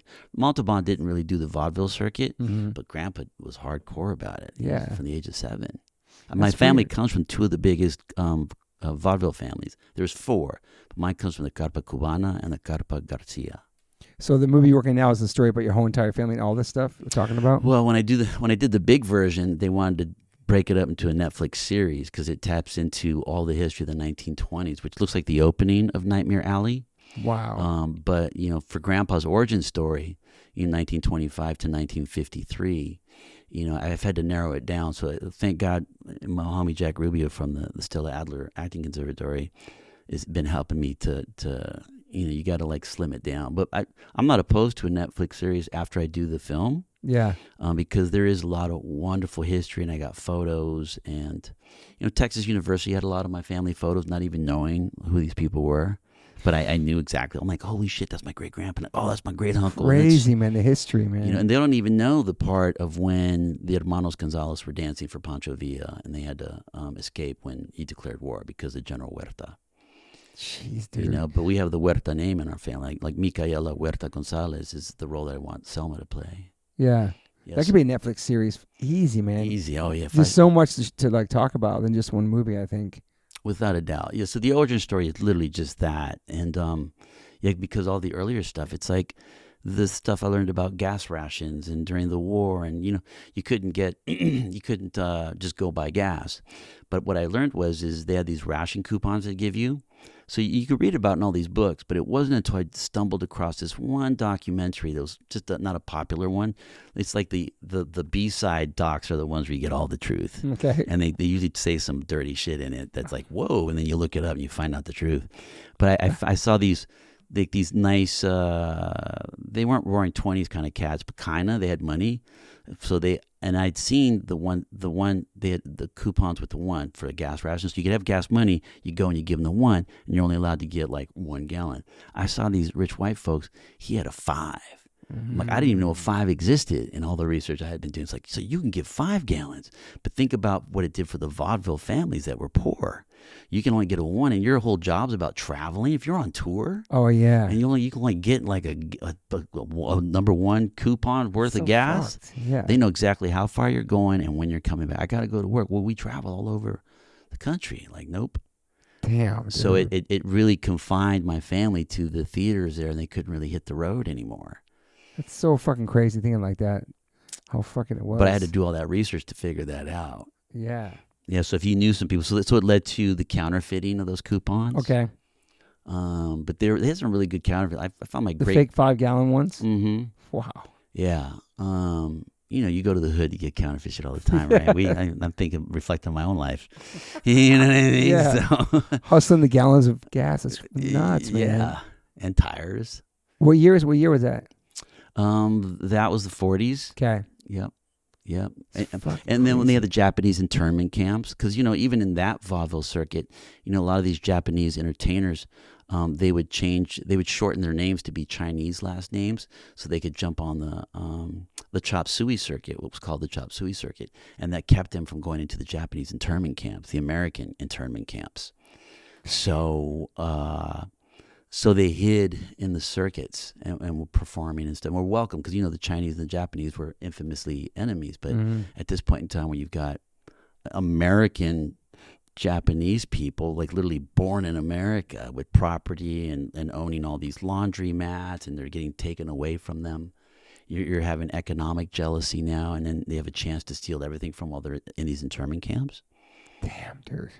This guy's got a lot of knowledge, man. A lot of stories, a lot of history. But that would be in the Netflix series. Yeah. There's a little hint. There's Easter eggs all up in the Grandpa's movie. You should be narrating it too, or something with your voice. It'd be so cool. The doc for sure. Yeah. Because Joe Mantegna, who's going to be playing Groucho Marx in the film, he's the one that got me to video early stories of my grandpa in '97, long before he had cancer. Okay. So I saw Joey just Saturday because I wanted to tell him the news about Benicio del Toro. And then we get to talk a little bit more about that. But I said, Joey, I don't know if you remember this, but you're the guy that said, Cliffy, you got to sit down and start videotaping your grandpa. He's not going to be around forever. You got to sit down and set up that camera and ask him those questions. I'm like, I'm going to, Joey, I'm going to. So he would ride me. So I'm like, I'm going to do it. I'm doing it today, Uncle Joey. I'm doing it today. So I'm grateful. I'm so indebted because I've got all this. I realized maybe a week ago that I was actually directing my grandpa because he's walking to the garage and then he's got to put his foot on the garage door to push it in to take the tension off the latch. So I'm directing him like, hey, Grandpa, let's take it back again and do it. He goes, all right. So he's giving me actor talk and I'm giving him director talk. We did amazing. 3 takes on the outside, 3 takes on the inside, 3 takes of him grabbing the wire and lifting the bottle and talking about his mom in vaudeville and how he learned to do this when he was a kid. And this is how he used to wrap the wire. And he's got the original old wire hangers. It's real thick. I mean, you kill somebody with it. Jeez. That's what made me think of no more wire hangers. No more wire hangers. Mommy dear's like, was she beating her with the new wire hangers or the old ones? Old ones, yeah. So my family got beat with the old ones. Like, you could build a house with their thick ass wire, man. Damn. Yeah, so to see his big old fingers just wrapping his wire around these old lead pipes. How many years you start filming your grandpa before he passed?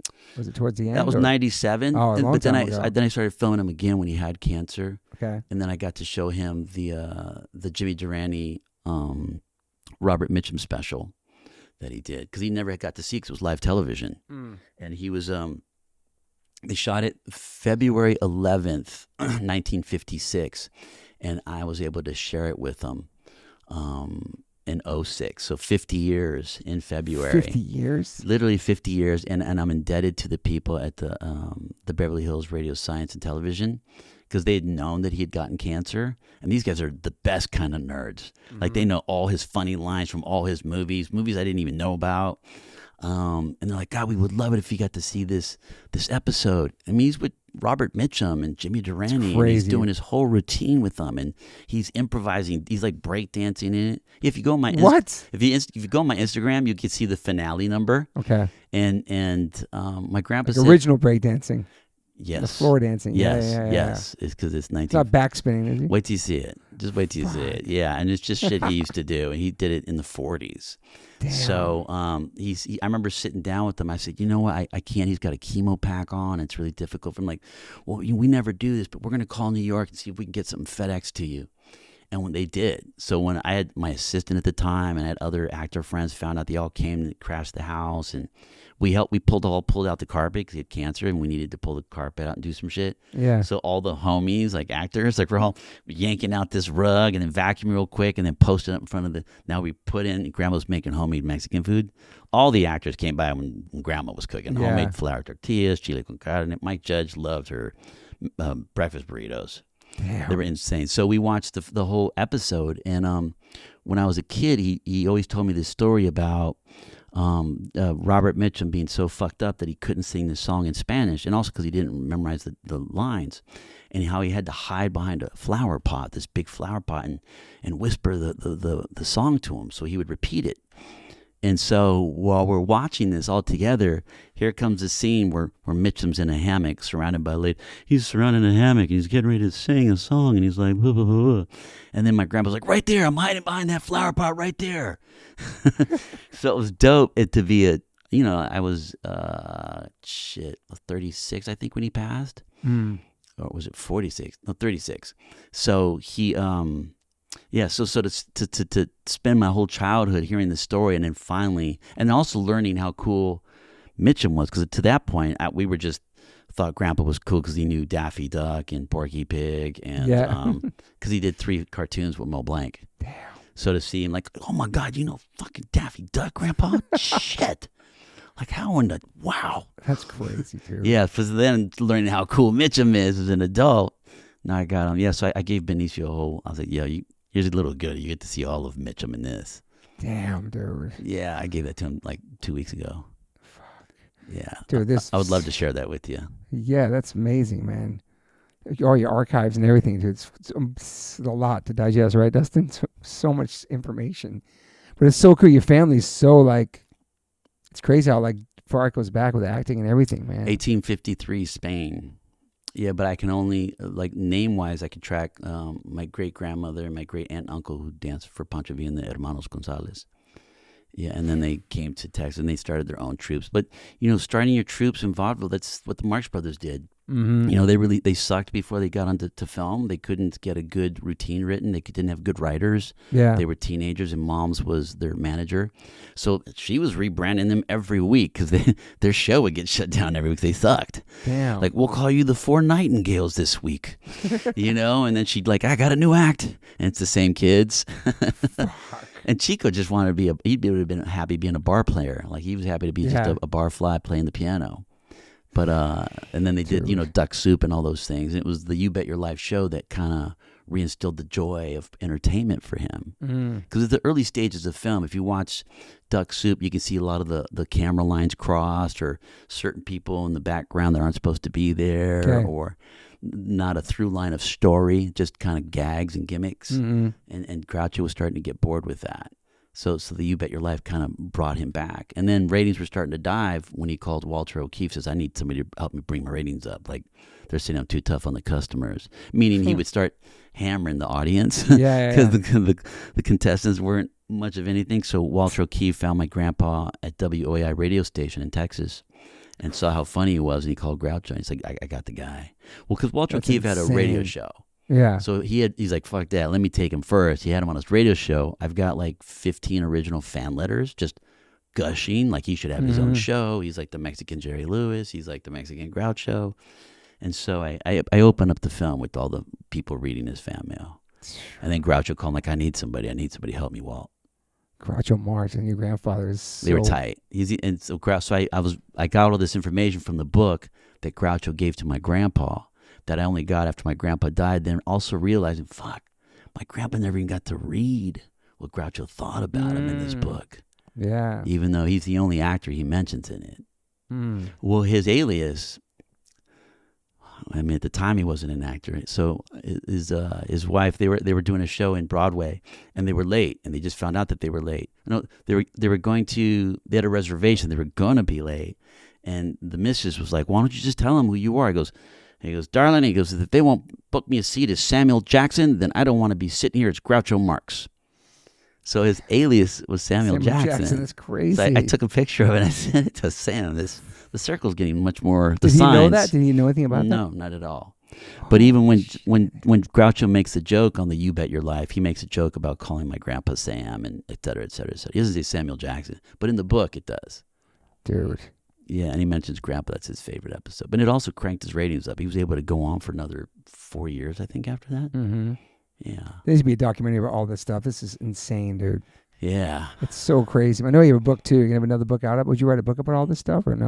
I would like to. I mean, Lord knows I've got enough of the research materials together now. Yeah. But I'm definitely putting all the doc footage together that I found. I'm still trying to collect. He did so many, he did the Debbie Reynolds show. He did the Danny Kaye, all the hit shows of the era, the variety shows. Yeah. Because he could learn a dance or improvise something on the drop of a dime. He could just walk in and steal the whole thing. Well, Yeah. Danny Kaye fired him on the spot in front of everybody. Really? My grandpa got fired on two gigs for just being too funny. Being too funny? Well, Danny Kaye didn't want to be upstaged, Mm. but that's why he loved Jimmy Durante so much in Groucho, because he said, "Just be as funny as you can. I don't care. Even if you're funnier than me, do it. Mm. And all the other comedians were intimidated by it. Wow. And Danny Kaye, he had his issues. So like my grandpa did some stuff, improvised, and his agent from William Morris was there, and the producers. He's like, "What the hell is this shit? What the hell is this kid doing here?" Said, no, get him the fuck out of here. No, he's fired. You're fired. My grandpa's like, "What the hell? I came here you guys asked me to come here and perform for you. Like, want me just mediocre? Be okay?" Like, yeah. So Did he get to see you like at like some of the movies you were in and go to some premieres and you bring him out to things? I brought him to the 187 premiere. Oh, nice. So watching him clown Mel Gibson was hilarious because Icon produced it. Yeah, I've got pictures of us together. But Grandpa's hilarious. He could get away with anything and was just a riot all the fucking time. And Capote, I remember they walked to the Sony studios for the screening, so I had to drive them back. I'm like, "Where's your car?" I'm like, "No, me and your grandma, we walked here." Just like you did. And Yeah. Yeah. Exactly. Damn. That was the other thing. If I had problems figuring out the story, I'd be like, "What would I do?" Because I'm him. We're all products of our parents and grandparents. You will inevitably do exactly what they have done. Yeah. And so a lot of times I could problem solve stuff. Or if some of my homies that are working with me, like, "Well, your grandpa did that." I'm like, "Oh my God, you're right. I have done that." It was 187 working with Samuel Jackson. Was that It pretty was, fun? And it was intense? epic. It was Yeah. intense, fun. The biggest lessons I got, because we had 5 days of rehearsal. And we filmed the movie in sequence, Okay. so in order, which is hyper rare. And then we did the rehearsals in sequence. So we had 5 days of rehearsal. He spent 4 days just regular. You've got your dialogue in your hand, and you're talking about it, and you're going through it, and you're dropping lines, you're talking and goofing and acting. But on the 5th day, when he had those giant monologues and speeches, when I break into his house with a gun, I tried to show him that my strap was clean, and he had his head down in his hands and studying the monologues, which were much bigger than what's in the movie. And then I'm holding mine. I've got yeah, Mr. G, or hey, Mr. G. Like I don't have giant fucking speeches. I have giant soliloquies, And then he has the best speeches, man. Everything all the time, best. all the time. And then Kevin Reynolds goes, "All right, man, you guys ready to go?" And then Sam calmly looks up and he grabs his little stapled pages, like 15 pages. He goes, "Yeah, man." He just throws them on the floor, and they go. And I'm like, "Oh, damn! You got big speeches in there. Like, why would he? That's so weird. Oh, okay. All right, Mr. G." And then he slowly looks. It just takes his time, as if the camera's rolling, and as if nobody was there. Actually, just me and him, me breaking into his house, and holding the tears in his eyelids because he can make them drop on command. He can make his left, right. And he's like, "I was a teacher. I tried to help you." And I was like, "Oh my fucking God." He's throwing everything at me. I just wanted to put the gun down. Like, "Can I just stand over here and watch this man act, please?" Because I'm not going to contribute It's going to be anything intimidating, no? worthwhile. Well, that's what drove me to go home and then get 420 bong cleaner. Clean out my bong efficiently, because it was a nice, good-looking bong. I bought flowers. I threw it in the vase. I put little flower food. So they said, "You are a vase now for the next 3 months until I catch up to this man named Samuel L. Jackson." Because this motherfucker, he knows everybody's lines. Damn. He reads the script 3 times. He knows what you said, what I said. Mm-hmm. Such a badass dude. I mean, he's the closest thing I got to a dad. Yeah, I talk to him at least once a week. Damn. Yeah, it's pretty badass. I want to say his first role was maybe one of the roles in Sid Vicious. Do you know he's in Sid Vicious? Sid and Nancy? Sid and Nancy, yeah. Oh, is he? What's he doing that? He's one of the gunmen that comes in. He gets shot by Gary Oldman. Comes into the place. What? I gotta check that. He didn't tell me about that. Yeah. I know he was in the was it the Roaring? The film he did. Him and Jeff Daniels had really little roles. It's a small role. Sorry, it's a small role in Sid and Nancy. For small sure. Role, yeah. Him and Jeff Daniels had tiny roles in James Cagney's last film. which it wasn't the Roaring Twenties. The Roaring Twenties was the actual movie. I can't remember what it was called. And then his little part in Goodfellas. Oh yeah, He's got a little part in that's Goodfellas. right. But the big one I think that made a big difference was when he played Gator. And that was a Jungle Fever. Yeah, I remember Jungle Fever. Yeah. Or was it? It was Jungle Fever, Spike wasn't Lee? it? Yeah. Okay. And that's where Khan had to make. Khan made a special award for him. Really? 'Cause he stopped smoking crack like 2 weeks before he played that role. I was going to ask you that. It's a true story. They did do that. Yeah. So I used to memorize all his lines from that one. No. Like when Gator's like, no, Gator. Come on, man. What you want me to rob? Want me to steal? I really hate knocking old ladies over their head for their money. But I'll do it. Yep. You know I'll do it. Yep. 'Cause I like to get high. I'm a crackhead. Ow! Remember he does that whole thing? Yes. Yeah. And then the opening speech with him and Jimmy Pickens in that Menace? That was Menace, wasn't it? Was it, look here, you put some money away since you got put away from that robbery. Now that you're out of jail, don't you think it's time you paid up? So what you mean paid up? He goes, come on, man. He was like, I told you I'd pay your monkey ass when I'm ready. He goes, what? Remember he does that whole, like... Yeah. Me and Jacob Vargas used to have both Jimmy Pickens and Samuel's lines memorized, because we wanted to do it in front of them. Yeah. Pulp Fiction lines are sick too, man. Oh the Pulp Fiction, please. Bro. I gave Samuel his bad motherfucker wallet for his 53rd birthday. Really? Well, I had a buddy that was the assistant prop master, and the prop master got busted with some chick. So Mama went out and threw all his shit on the front lawn, and my homie knew what a fan I was of Pulp Fiction and Samuel. So he went out and got the wallet and gave it to me for my 26th birthday. So there were days it was in my pocket, and I wouldn't say shit to Sam, and I felt so guilty. Well, also because right before we shot that Russian roulette scene, I unfortunately had lost my father. It was suicide.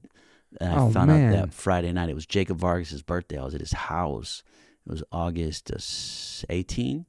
And that's heavy, man. I got my pager went off at 1 a.m. If that ain't a booty call and it's family, somebody's either in the hospital or in jail or dead.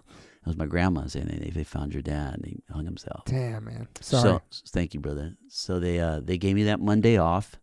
We went to the funeral, and then that Tuesday I've got a gun to my head with Samuel doing this whole like suicidal Russian roulette thing.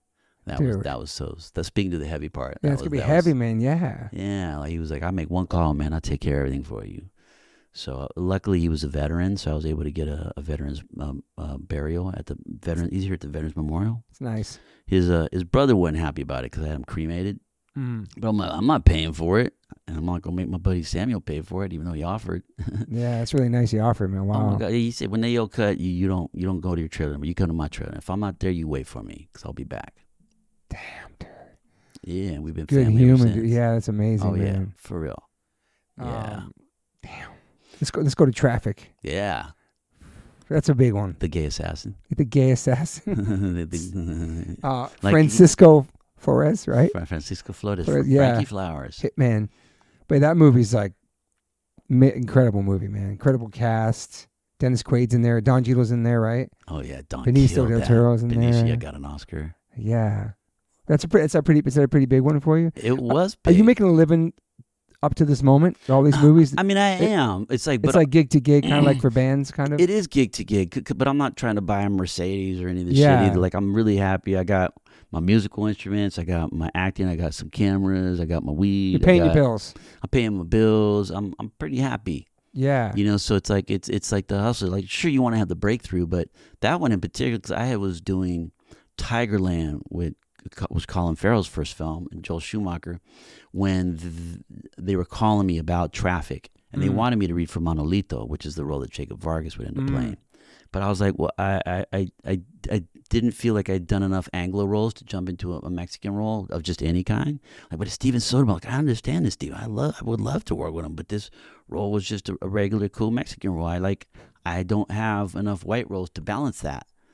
So I did Tigerland, which is like a Southern boy from North Port, Louisiana. Yeah. Like the third lead. And then after saying no 5 or 6 times, because I wanted to play Frankie Flowers, because Frankie Flowers, albeit Latino, he's gay, he's an assassin, he's such a complex, like, okay, sure he's Latino, but look at what kind of character this is. Yeah. This is where the growth comes from and the challenge. Totally. Like, I would love to, but you can't have that. You can't have that. So on my last day on Tigerland, I think it was Debbie Zane was casting that. She had called, and then I started laughing. My manager, I can't believe they're calling again. For what? He goes, for Frankie Flowers. Like, shut up. And they're like, no. I said, are you serious? Like, yeah, but you're gonna have to audition at 7 p.m. on Saturday. But I'll audition at 4 o'clock in the morning on a Sunday. I don't give a fuck. Yeah. This is Steven Soderbergh and Frankie Flowers, because John Leguizamo was doing Moulin Rouge, and that had gone over 6 months or 6 weeks. Okay. Yeah, so when that happened, it opened it up for me. So had I not stuck to my guns, who knows? Totally. I might have got Monolith, or maybe not, or not been in it at all. Yeah, it's awesome. Because Jacob Vargas killed that. Him and Jacob Vargas and Benicio together were just such a great pairing, I thought. Yeah, I need to rewatch it again. Tell my wife I love her. And when he knows he's going to die and they're digging their own graves. I know. Is that a pretty big movie at the time? It seemed like it was. It was huge because you had 2 cocaine movies. You had you had the one with Johnny Depp. Oh, wait, Public Enemy? Blow. Blow. Okay. And then Traffic. So the different friends and producers and whatnot. It was like what's it going to be? It's going to be the big film. What's it? Is it going to be Blow? Is it going to be Traffic? I had Neil Edelstein, who was David Lynch's producing partner, another hero we lost, gone too soon, who was like I forget, it was some big producers from Blow, like, hey, Traffic, it's going to be Traffic. Like, no, we were at some club.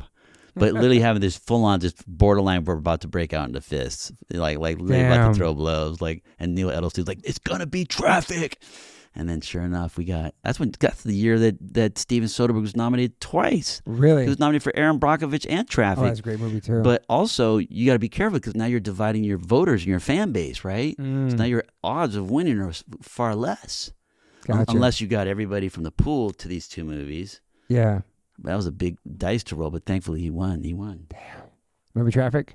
So good. I think we watch it this week with my wife again. So good. So good though, man. Erica Christensen's so good in that. Everybody's good in it. Yeah, the cast is crazy, dude. So that's like one of the biggest ones for you at that moment in your life? I mean, I went from 187. 187, yep. And then there's a crazy pause. Like, people don't know what to do. Like, I was getting certain film critics were like, they found a real gangster to play this role. I'm like, well, there goes my credentials. Like, how about some dude that just studied really hard and was able to make you believe that? Like, why just chalk it up they found a gangbanger? Yeah. Just trying to steal my thunder. So they really thought you were like a real gangster. Which is a compliment, but maybe do a little research as a journalist, and and not to mention my lineage. Yeah. So we're just erasure, man. It's erasure. That's why it's so hard to research this stuff. Were you worried about getting stereotyped into roles like that too after that? For sure. But also it's interesting because I couldn't get nominated for an Alma Award. I couldn't get nominated for what's a positive image. It's a this, it's a that. I'm like, well, Al Pacino and De Niro can get nominated for the gangsters of their community, but Latinos of gangsters of our community aren't worthy of awards. Just Italian gangsters. How's that? Tell me how that works. Yeah. It's a positive image. Oh, how about a positive performance as an actor? One that like made you believe this. Yeah. And then we talk about the message about, bringing Father Greg and Homeboy Industries, or tie it into helping the community instead of slamming them and try to shut down the film. Yeah. You know what I mean? I never even thought about that before with the gangster stuff. Yeah, that really pissed me off. I said, well, how about you all tell my friends who are my plus 10s from Culver City and 18th Street and Colonial Watts that there are stereotypes.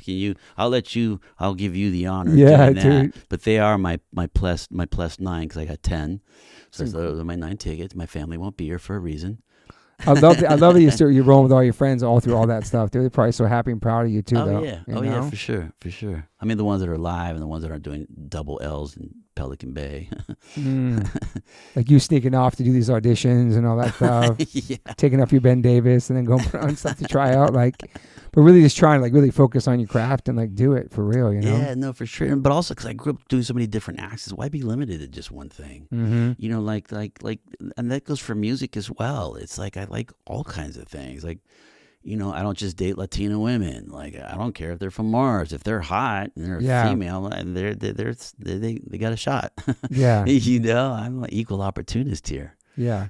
Were you ever like doing graffiti and stuff like that as a kid, or A little bit. But then little tagging? Yeah, a little tag. I think we all go through that phase, right? Mm-hmm. I found some old tags I had. Really? Well, just when you find old books, it's like, oh my God, my mom didn't throw this out. You open it up, you got your What old was your name?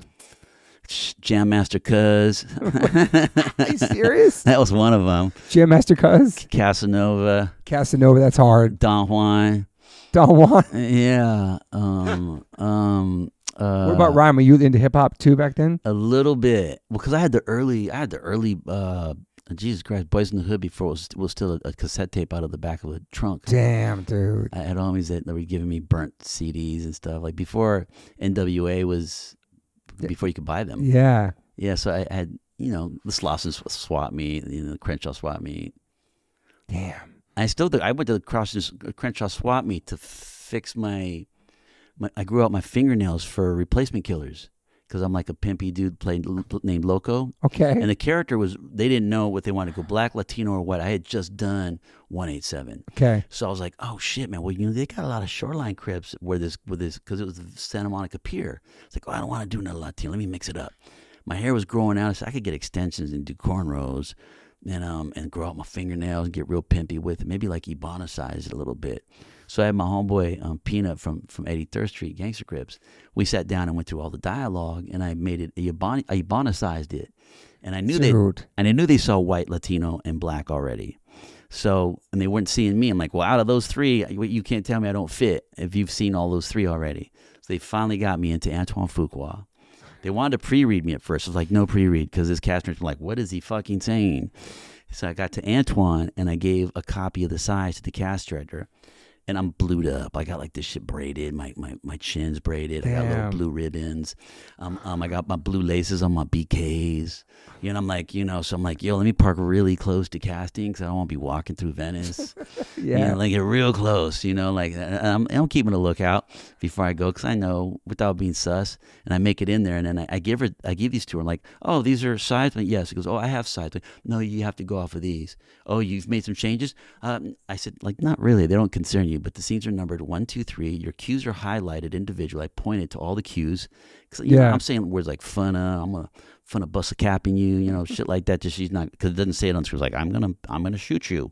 It says I'm gonna bust a cap in you. Like what did he just say? Yeah. So I literally just the changes don't concern you. The scenes are numbered 1, 2, 3. Ready? Let's go. And I dropped my shit and I got right in front of Antoine. Like I just no time for convo, and I'm sounding half black, half white. Again, you got to come in half cocked. Mm-hmm. If I would have just came in speaking very articulate English, and then suddenly I'm trying to be black, like what's going on here, Clifton?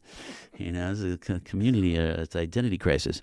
So I had to walk in just cripping, you know what I mean? Damn. So I did the scene, and I saw Antoine lean back like, what the fuck? I recognize it's ballsy, and I don't recommend this to any of the actors listening to this. And I say this in acting class too. But he sat back and was like, God damn, dude. He's like, where the fuck you from?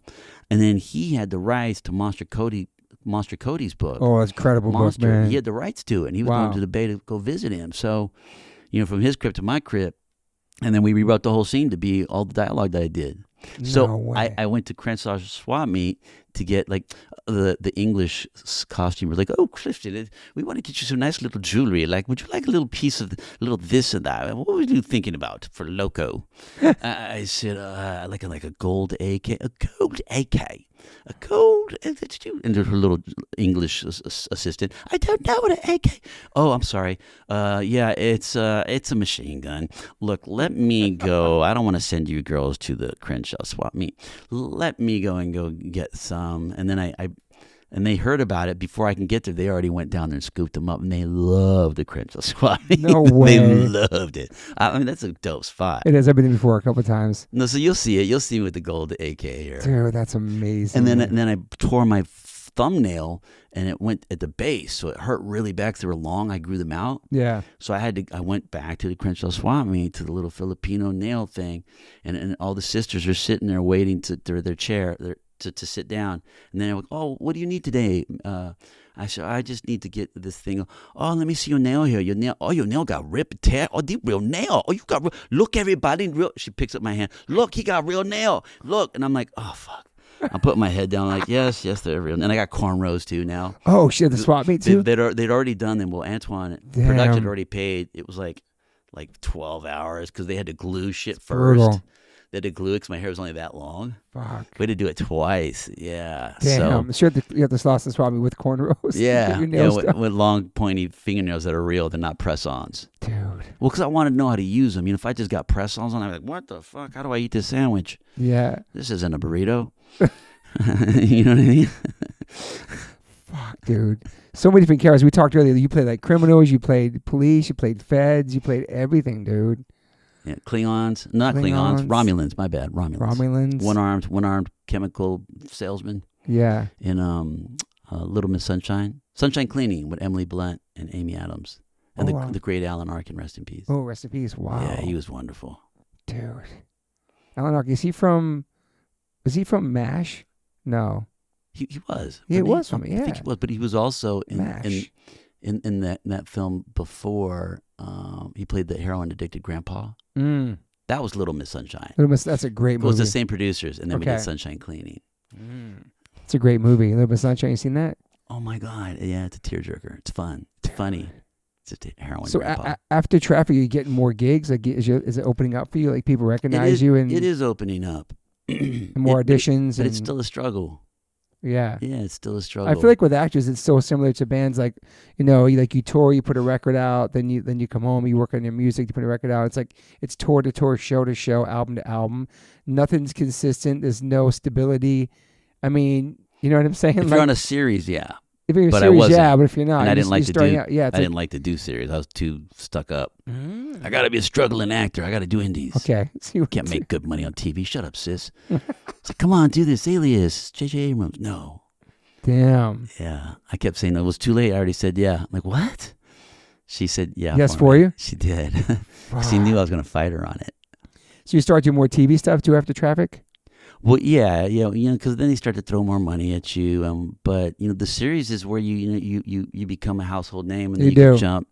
But depending on residuals, you talked about The Sopranos before, me and you, like people didn't get money from The Sopranos after they did it. They got paid for that, but then later on there was no residuals on HBO.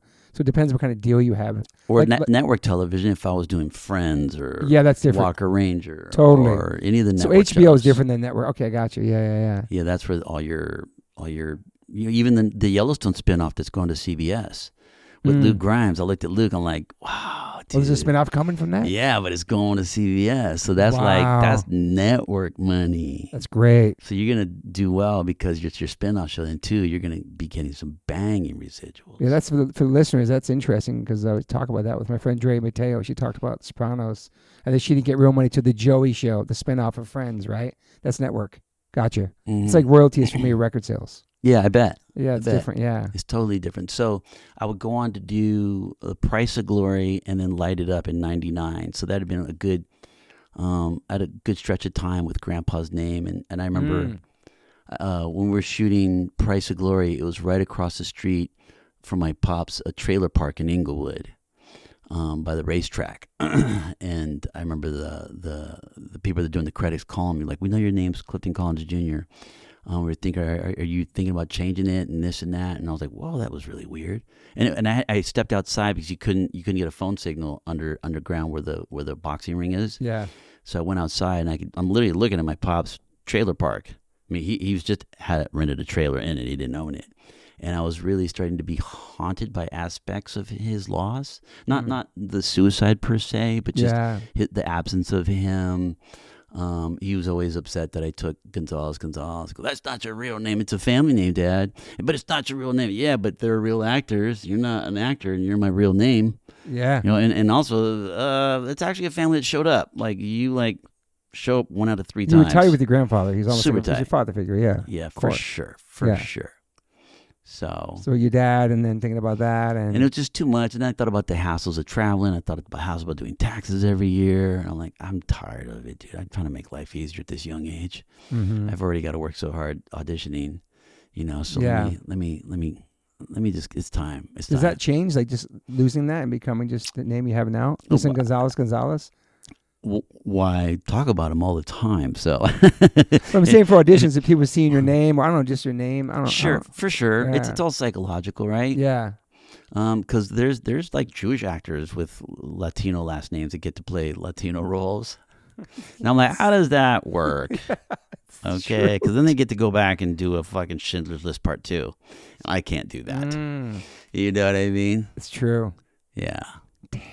That's trippy. It is trippy. I see a lot about that the past couple of years about the news about different people playing. There was like some uproar about different actors playing different ethnicities, right? Yeah, but I think you gotta be open to it to some degree. It's acting. You know, in the vaudeville days, in the vaudeville days, all the immigrants played each other all the time. You know, the Who's on First joke comes from the immigrants. That's a joke that they had that was stolen by Abbott and Costello. You know, and all the immigrants that came, they needed art forms. They needed a way to communicate and share stories about community. And they'd see, you know, the German guys, they'd steal it, and then the French guys would come in, and the Latinos would see it, and they'd steal it, and everybody was always stealing each other's routines.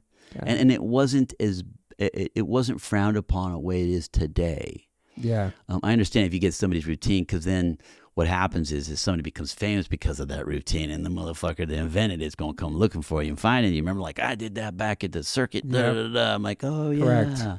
So it's the one that made the money, and then you're going to find out who really is the originator, because it might not even be the guy you stole it from. Yeah, that's why I like how Dave Chappelle has no phones at his performances. A lot of comedians do that now, too. I dig that. Put the phone in the box. You can't record it and put it out there and stuff.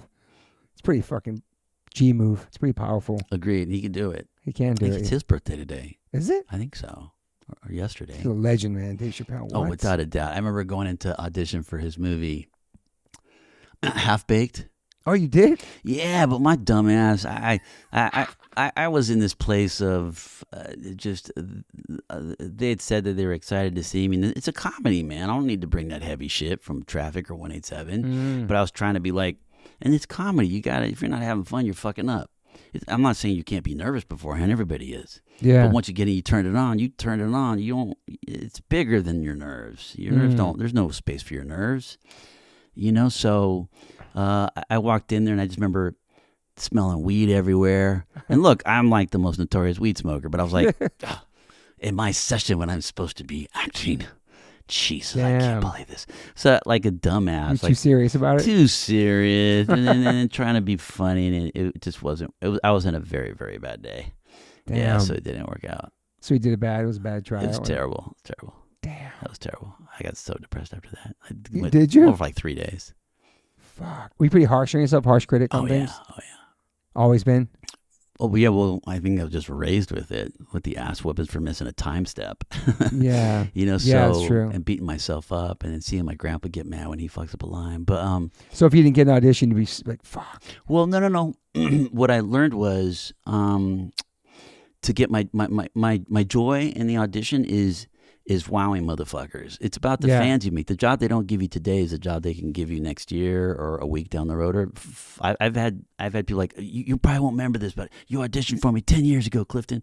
And I'm like, woo. And so what I love is working so hard now that it becomes muscle memory. You can come in and riff it and do all kinds of, you're directable. You can do all these different things. You've got, an A, B, C way of doing it. And then going and reading the room, decide what's probably the best take, and just fucking throwing that ball up and knocking it over the fence. When I see their jaws drop or their cheekbones rise because they're laughing, or I've had casting directors cry when they're reading opposite me. Like, you can't deny those rewards, man. Yeah. Like, that's my joy. Like, thank you for listening to me. Thank you for being affected. Thank you for allowing me to touch you. Whether you hate me passionately or love me passionately or laughing with me or laughing at me. I don't give a fuck. I just want you to do something because I came in. And then that's my reward. Do I want to get the job? Sure, I want to get the job, but my job is to go in there and to do the job. And if you love acting, that's a chance to act. Well, true. It's a chance to do little rewrites, costume, makeup. I do like half cocked, always half cocked. A little makeup, I walk in acting like that. And when you get that reaction, you can't deny that. Like, I'm not going to enjoy this moment I had after studying for 5 days and not going to that club and not banging that hot chick that one time I was trying to hear from her for a year, and she finally calls me. because I got an audition. It's like you got to grab the fruit while it's there in front of you, man. You worked hard for it. Yeah. Why give it up to the powers that be? You don't know why you didn't get something. You don't know if somebody owes somebody a favor, or somebody's fucking somebody, or somebody. Yeah. You don't know. Is this something you never auditioned for that you had opportunity to? Like, nah, you just didn't do it, and then. Oh, the role of Wilson. Yeah, in Castaway. For real? Get out of here. You got me for a second, dude. That's all I wanted, just a second. Or like a role you went to go audition for and somebody else got it. You can't be bummed. If they're your homie or something's different, though, yeah. Homies, there's a handful of just John Seda, John Ortiz, Jacob Vargas. We'd pitch each other for the same role. That's cool. Like, look, hey, if you guys, and if I felt I wasn't right for the role, and I think I did a good audition, like, hey, have you guys seen Jacob Vargas? He'd be perfect for this. Oh, that's cool. Or John Seda. You see John Seda? He's in town right now. You should call him in for this. That's nice. Which is pretty rare, but that was our little circle. Yeah, you guys looking out for each other. Yeah. Like I think the Black Hawk Down, which I lost to. Damn. Yeah, Black Hawk Down. I went back and forth a bunch. I ended up doing Last Castle instead. Ewan McGregor. Okay, amazing actor. I love Ewan. He's fucking badass. There's a couple. There's a few roles. I've got a list of roles. Really? Well, Schindler's List. I did actually. I 100%. I lied my ass off again, and we're not giving the script out, but we want to have a general. Oh, okay, so I wore like my not my camos because it's World War I. World War II? Shit, I can't remember anymore. So I just wore the solid olive pants. Yeah. And I walked in with my glasses because I had a friend that worked the mail. Like, yo, slip me the fucking. No, it's Saving Private Ryan. Save me. That you tried out for? Yeah, this is slip it to me. So he did, and then I'm reading it. And I'm like, what can I do that's going to show everybody that I'm versatile, that I'm an actor. I could do different roles. Yeah. And I go straight to the toughest one. Tommy Upham. He speaks French, German, wears glasses, and he's like just scared of fighting. And I was like, ooh. So I walked in with my glasses. I said, oh, I'm so sorry. I tore a contact, but I wanted to come and have the meeting. Like, oh my God, well, don't just worry about it. There's a character that wears glasses, like you don't say.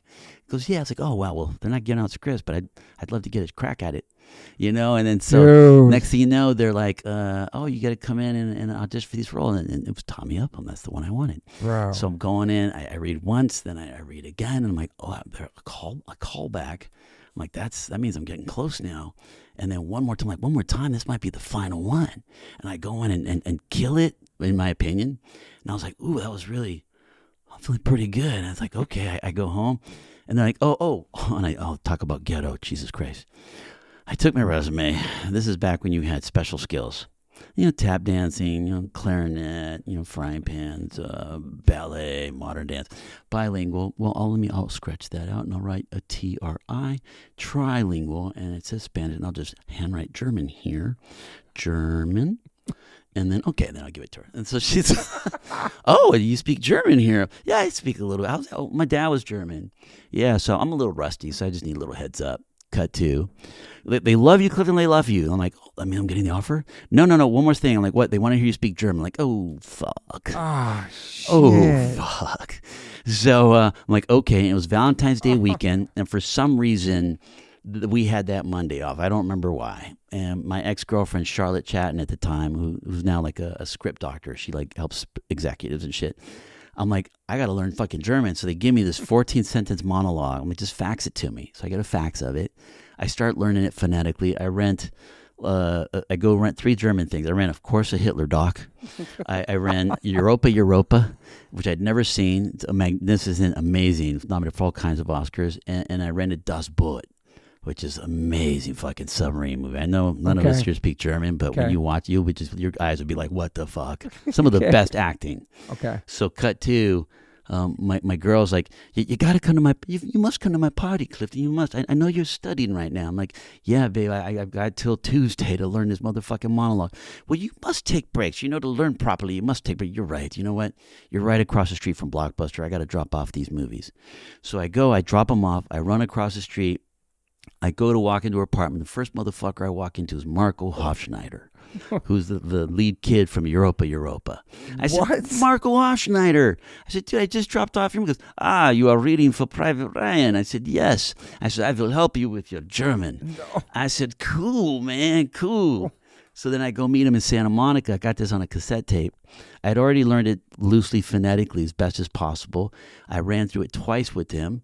I says, I'm good now. He goes, you're good. I said, yeah. I said, those two, the first one gives me my loose spots. My second one gives me where my adjustments are. And then the third is where I will continue to grow. Ihrem besser aufpassen, so macht das tot in 3 Gruppen. Holtens fische jede Gruppe an, mit Abstand een vel halber Meiler. Die ist eine Steinbrecher, vermeiste diese. Sie ist vermiegt. Finde dat respect, wie soll Dankbarkeit, danke, dass die verliebt sein. Whoa. That was the speech. It's amazing. Yeah, I'm sure my actual That sounded cadence German is to slightly me, off. man. Holy shit. Yeah, so that sounds great. I've got the cassette tape at home. Like I could have that polished tonight and be perfect tomorrow. But I remember getting feedback on that again, and they're going, well, they said he spoke a little German. We didn't know he was fluent. So it was too much? No, it was great. Oh my god. But that's the win. I didn't get the role, but I know I went the distance. You went the distance, and the fact that I could teach dude. myself that, how scared I was to learn a goddamn 14 sentence. My dad didn't speak a lick of German. Dude. My grandma told me that Kinder meant children and Morgen meant morning. My dad's grandma. That's all German she knew. Damn. Rest in peace. Wow, dude. So you learned that so fast, it's too. stuck in my head. It just I still stuck. remember it, It's too, just yeah.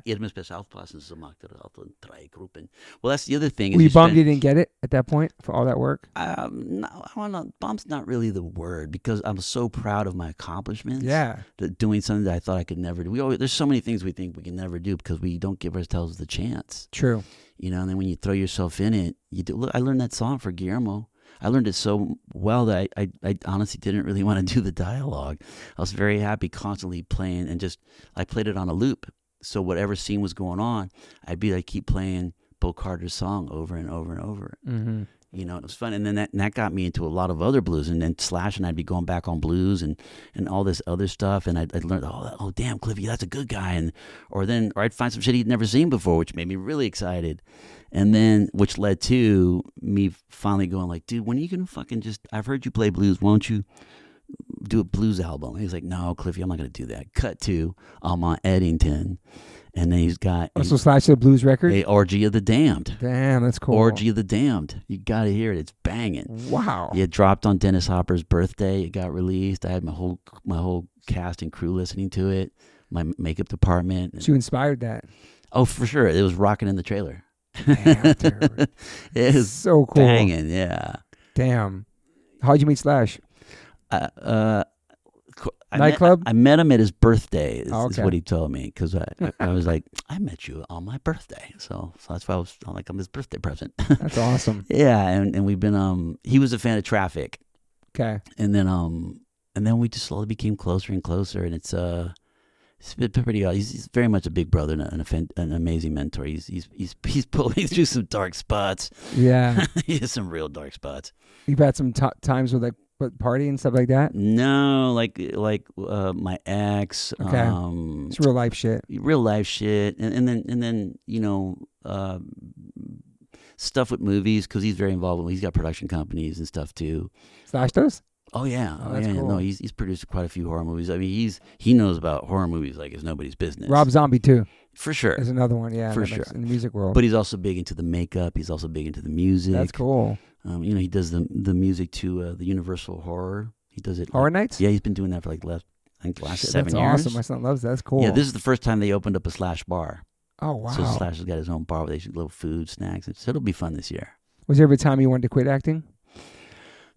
There were moments, yeah, but that's when you just don't have your shit together, right? Because entertainer is an entertainer, right? Yeah. We're like, it doesn't matter if you quit. You'll just be playing by yourself. That's true. I'll be acting by myself. I'll be talking to my dog, pretending to be... Starting some other project, yeah. You know what I mean? Yeah. It's not going to stop. It's like what Johnny Lee Hooker says about getting the boogie out. The boy's got the boogie. You got to let him out. Yeah, we'll never get away from it forever, I think. You know what I mean? And now I got stories to us. tell. Yeah, and I know Slash and I've been wanting to do stuff together. So, but Is there a documentary about Slash? Well, there is. he's got a great book. If you ever read it, Okay. his book's awesome. Okay. Yeah, he's booked. He doesn't hold any punches. He's definitely a legend, man. Dude. Oh yeah, without a doubt. And they're still touring too right now. For too, sure. I saw. They're recording their new solo album, the new SMCK. Okay. With Miles Kennedy. But I saw him with Guns N' Roses too right now. Yeah, Right? They just finished that. They're in Florida right now recording the new album. Damn. It's pretty dope. Let's go back to your freaking Please, resume, brother. man. We got The Shield. We got Veronica Mars doing some TV stuff. And then also Capote, which is a heavy movie. Philip Seymour Hoffman, man. Rest in peace. And Chris Cooper. How soon after that he passed after that movie? Was it years or was it? It was a handful of years because the last time I'd seen Philip, I was at a film festival at Santa Barbara, and I'd gotten a text or something. I'd gotten word that they were going to have a memorial for Heath Damn. at Sony. So I left my girlfriend at the time, and I said, hey, stay here. I'm going to race down to Sony and see if I can crash this because I wasn't on the list. Damn. So I just parked, ran up there, and everybody was going inside, and then I saw Philip, and then he gave me a big hug. We went and sat in the corner. He said, hey, buddies, we're just here to say goodbye to our friend. And that was the last time I saw Philip. Wow. Kind of trippy, huh? Yeah, it's really heavy, yeah. I wanted to reach out to him before that happened because I'd been hearing rumors about stuff. But there was certain people, and I regret it, certain people that got in the way. Said, no, you don't bother me. You shouldn't call him. You shouldn't. And this person that said it to me knows nothing about drugs. But very, very close to Philip. So, Yeah. I mean, can you really change somebody? I don't know, but to know that you at least made an effort, at least one. Yeah. You know, you can't be on speed dial. You know, I recognize that. You Yeah. know? And people, you can only help people that want to get help. It's true. But if I'm not worried about ruining our relationship, you know, which I wasn't, you know, it would have been better to have him here. Totally. So yeah, that was painful. Are you sober? Loss. I mean, I smoke grass. That's good. Yeah, it's California sober. Yeah, it's like I just Okay, call it grass still. It's amazing. It's better than punching holes in the walls and windshields and breaking shit. And yeah, I don't like that. You've been sober for a while, like from alcohol and stuff like that. I get so much alcohol at home. Yeah, okay. I'm just not a big drinker. Nice. Like if somebody comes and wants to have a drink, like more than welcome. But I'm a happy drunk. I'm funny. Yeah. I'm jovial. All this other great shit. I don't. I think about the calories. I think about waking up groggy. I think about calories. Yeah. Because we're older. Totally. We can't do this shit anymore. Yeah. You know, if I got shit, if I want to handle the day in the morning. If I want to carpe diem this motherfucker, I am not going into it having drunk. And now I drink 4 beers. Like, hey, somebody take me home. Yeah. You know, it's like I'm super cheap days. Like I just don't. I look, I'm creative when I smoke. Yeah. But I even like depending on what I'm writing, when I'm using it as a tool, I'm hyper aware. Like, ooh, I'm not smoking this whole week because I can't wait to knock this out sober and do all this. And when I'm trying to figure out, I did that with Capote. I stopped smoking for a month, going through all the rehearsals. I want to get in touch with my demons also. So those things come back when I'm not smoking. My dreams come back vividly and too much at times. But I remember, I was having breakdowns all the time, researching Perry Smith and identifying it with my own life, and the parallels were just frightening. And then just in the research of the characters gets dark and and then the stuff that I I was learning so much about it in that book. I knew forwards and backwards as well as the screenplay. It was under my pillow while I was shooting the whole time. But I remember we pushed a week. I forgot what happened. We were in Winnipeg. And I remember Chris Cooper, the great Chris Cooper, who was like, oh my God, Chris Cooper. So I remember we had a dinner, and I'm sitting on the floor. I'm easy. I don't need a couch or a chair. I can sit on the floor. So I'm sitting down there, and then it's the end of the dinner, and Chris comes walking over to me on this Sunday. He goes, hey, son, I've been meaning to ask you. He's got his little plate of food with some lettuce on there. He goes, I've been meaning to ask you, man. He goes, how you doing with this role? And I was like, oh my God, he asked me the question. Like, fuck. Yeah. And then I was like, I was so embarrassed. I was embarrassed to even tell him this. I'm not even sure why in hindsight, but I said, honestly, Chris, I've been having quite a few breakdowns, bro. Damn.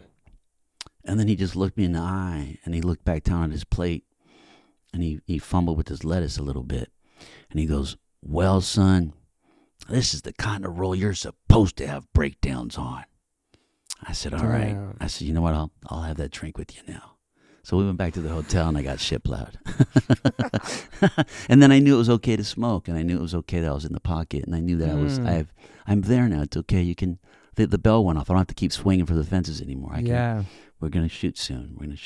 Just some of those roles open up different things inside of you, right? Different parts of your life. Without a doubt, but especially like if your coping mechanism, I didn't have a good therapist then, it's going to be the grass. And also I need to feel the pain. I need to go through it. I need to understand it better. I need to learn how to manage it. I can't have it be in my hand and be a hot potato where I drop it. I need to be able to, create with it, be artistic with it. Yeah. Probably learned a lot about yourself too, the different characters, right? Oh, without question. Without question. Just expressing yourself to these different people and lives and all that stuff, right? You learn a lot. And similarities, you said parallels to your own life too. That's without question. Not to mention the girl that brought in the little me, because they had to take photos of the little me. That girl walked in. She looked like she could have been my fucking sister's twin. Damn. And I didn't take it. When she walked in, like I was like, it threw me against the wall. I was like, this is obviously great casting. Yeah. But also the fact that you found a little child. And they don't even know about my sister. Mm-hmm. Bennett Miller did, because my sister was friends with the casting director's assistant. So I knew I was getting a call back for Perry Smith. Yeah. Yeah, so I was home studying a bunch. Like I was studying, even though usually like wait until you get your call back. But this role was so important and was so intriguing. Like I could have kept studying if I didn't get the role. Mm-hmm. Yeah, I remember Taryn Manning coming over like, oh shit, you got the role? Is it Taryn Manning? Yeah. That's the homie, yeah. Dude, this is early. Yeah. Oh, I got her first manager. Really? Yeah, Scott Karp. Wow. Over at Untitled. Yeah, so she'd seen all that. I'm like, no, he goes, why don't you put all this shit away? I'm like, because I'm doing what I'm doing. That's why. Like, you do what you do. I'm doing what I do. Like, this is stupid. You got all this shit everywhere. Because when I'm studying it, like, there's shit everywhere. Newspaper articles, books, pictures, notes, hand notes. Have you worked on movies with your sister? She was a part of too? There's some indies I'd produced that I got her involved with. That's cool. But, she makes that big TV money. The reason why I did Alias was because of her. That's awesome. Which led to Westworld. Yeah. Because that'd be Jonah Nolan and JJ's company. Yeah. Which also led to Star Trek when JJ called me to be IL, the Romulan. Yep. Proniro vodeti trof kuvid. Also Babel? Babel. Oh, yeah. Kate Blanchett and Elle Fanning and Brad Pitt. I remember seeing that one. That was 2006. That was a good one. Yeah. Alejandro's, wow, he's a great director. And then Thief. We talked about that too. Got nominated for Emmy nomination for that. Yeah, outstanding supporting actor. Yep. Yeah, the great Andre Braugher, rest in peace. That's awesome. Was that your first Emmy nomination? That was the one I got nominated for, and my sister got nominated for. That's cool. What was hers? I Lost or Alias, one of the two. Crazy. Yeah. And then you did The Experiment too with Adrian Brody and Forrest Whitaker. That's right. That was. I love Forrest Whitaker too. I love both of them. Yeah, they're old friends. Sick. That's based off a German film called Das Experiment, which is better than our film. Yeah. Yeah. Well, you look, foreign films, they don't have they get away from all the American cinema tropes and the cliches. So that's why foreign films are so much fun to watch. They're so original and different. And they don't fall into a format that an algorithmic format, Yeah. Yeah, so you'll for some reason, whether you speak the language or not, you enjoy it because it's a different style of storytelling that's engaging. Was the Adrian Brody one, the big one this year, was that foreign too? I mean... What was that huge one he just did? I know, it's... Architect? No. Was it called The Architect? No, fuck. Can you look at that? Adrian The Brutalist. The Brutalist, yeah. That was a great movie, man. I still have to see it. It's heavy, dude. Oh, it's heavy, yeah. No, I got to see it early because I want to watch all 3.5 hours of it. Do you get movies sent to you before they come out still? Well, now, yeah, I do. I do when I have to vote. Okay. Yeah, so now would be a good time because I need to literally. It's funny. It's like you got to be careful. Yeah, it's a job, and I'm actually one of the voters for SAG this year. But yeah, it's a job to watch the movies, but you got to always remember this is also what I love doing. Yeah. So I'm going to get a pad and paper. So I'm going to enjoy the fuck out of this movie and not be like, okay, I'm working now and I got to write everything down. because then you're not going to enjoy the fucking movie. True. You can't. You can enjoy the movie, and I could write down notes, like, not subconsciously, but by the side. You know, it's not about that. Because that makes it fun. Once you stop having fun, you got to stop. Your perspective is so different than just a regular person like me, because I'm not in the movies, but it's when you watch the movies, you're seeing so many things I don't see, probably, right? Like shadows or and a you're cable. Not, yeah, and you're not like you're not like nitpicking it, though. You're appreciating it also. Well, a good film you'll just enjoy and be swept away, and that is Totally awesome. And a film that's mediocre is good film school. Okay. But and also I got to keep my mouth shut, especially if I'm in the theater, because I'm like, you'll hear me queuing up the joke or queuing up what's about to happen, or like oh, look at that light, Jesus Christ! There's two fucking shadows. There's one sun. They're outside. How's there two suns? So you notice that shit that we would never notice. It drives me mad. Damn. I lose my fucking shit. It's terrible. But it helps for like even music videos. Like I had to touch up this new Zac Brown Snoop Dogg video. I had to cut out it's not entirely done, but it's super, super close. Yeah. But I had to recut and frame, and shadows everywhere and flickers and all kinds of stuff. It's crazy. It's just, I feel like that's the way like skateboarders see like a bench or like a railing. Like somebody that's so passionate about something that we don't do. Like they see the world different. They see things they can skate. Everywhere they drive, they pull over, they see something. I'm gonna skate that ledge. I'm gonna do that. They see the world different. Meanings, you know what I'm saying? different Yeah. perspectives. It's just a different, beautiful perspective on the world, right? For sure. Different it's like things. watching Ari Aster's Midsommar. That movie was crazy, right? dude. So what genre would you put that in? I don't even know. Okay, well, I haven't even thought about that before. Let me give you a filter. This is called the comedy filter, and you just put that in when you watch it next time. And know, to Ari Aster, that is a full-blown comedy. Wow. That's his brain. So now when you watch it as a comedy, you're going to laugh a lot more. Okay, I'm going to try that, because I watched it once in the theater. I was like... It's mind-boggling. Like, what's happening? Right, yeah. so now watch it with a comedy. Understand that he wrote it while he was in the middle of a breakup. So Okay. it was his way of venting and getting over it. Damn. Does the girl know that? Does the person know that? I don't know, but when he told me, I was like, what? A comedy? What the Yeah. Blazing Saddles is a comedy. Did you see Midsummer, Dustin? It's crazy, man. It's really interesting. Yeah. Midsommar. There's some wild. I mean, Ari's got one of the most magnificent, beautiful brains, aside from being an amazing human being. Yeah. It's I've been studying him a lot in the last year and a half. What did you do after that? What's the movie you did after that? Beau's Afraid. Okay. Mm-hmm. What was the other big one this year with Emma Stone and Eddington?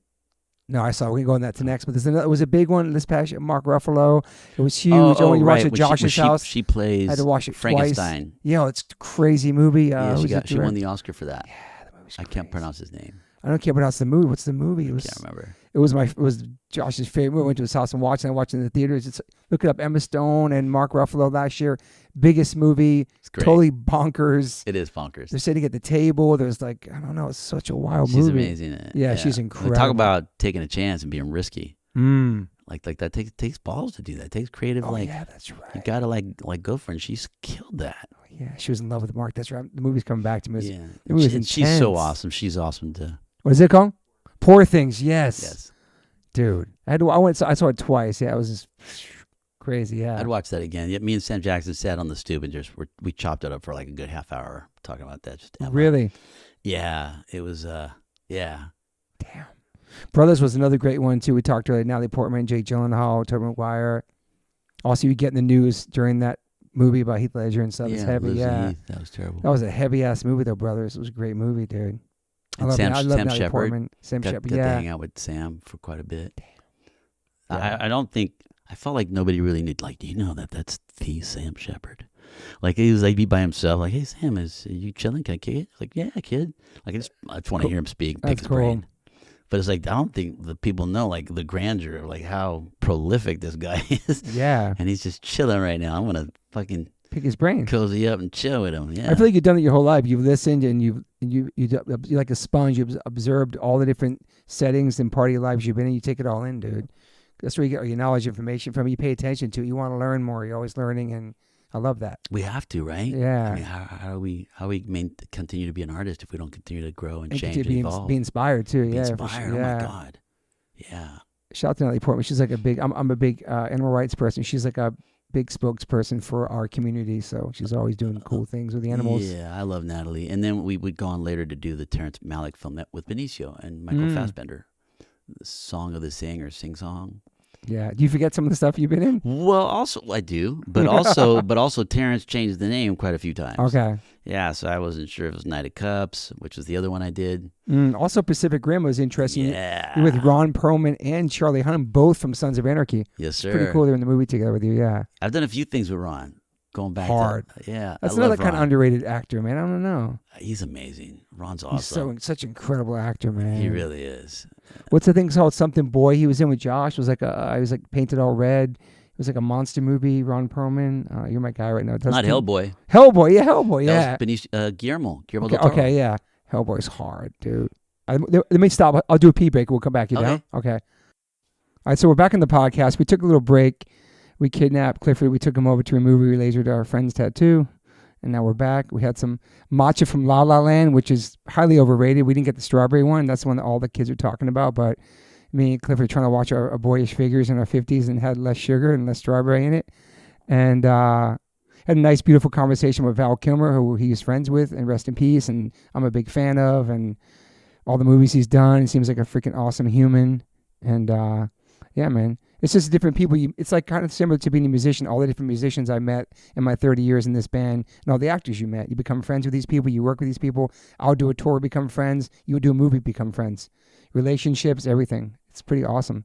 Similarities in both our careers, you know? Without a doubt. You guys, both worlds, there's so many challenges and some seem so unattainable, and you do it together and you forge these lifelong bonds through trauma or trauma of success, all of it. Yeah. The highs and the lows, and just getting through it together. And then you just click with certain people that, like, you've had past lives and friendships. Yeah. And somehow you just know a lot about each other without even speaking. Yeah, it's just like, for me, it's like, I have a dream band I want to open up for a tour with. You like, I have a dream person I'd like to do a movie with. Same shit, like knock it off the bucket list.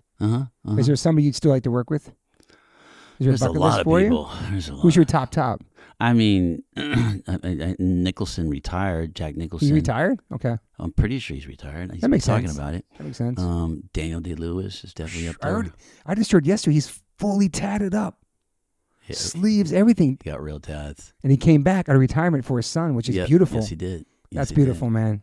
Yeah, with the real tats. That's what Shia... Did you see the tattoos on? I did not. Oh, Shia LaBeouf too. Shia did it too. Shia goes there too. Yo, he seems like a real one too, man. He is. I love Shia. I've done 2 films with him. I did Honey Boy on The Strength, I mean, I reached out to him on Honey Boy. I mean, Honey Boy, dude. That's kind of like story of his about his dad, his childhood, everything. It's a beautiful, heavy, awesome movie, dude. We did Man Down together, the Dido Montiel film, and we got pretty close on that with Gary Oldman and Shia. So we just talked a lot about our family. So I knew a lot of those stories before Honey Boy even happened.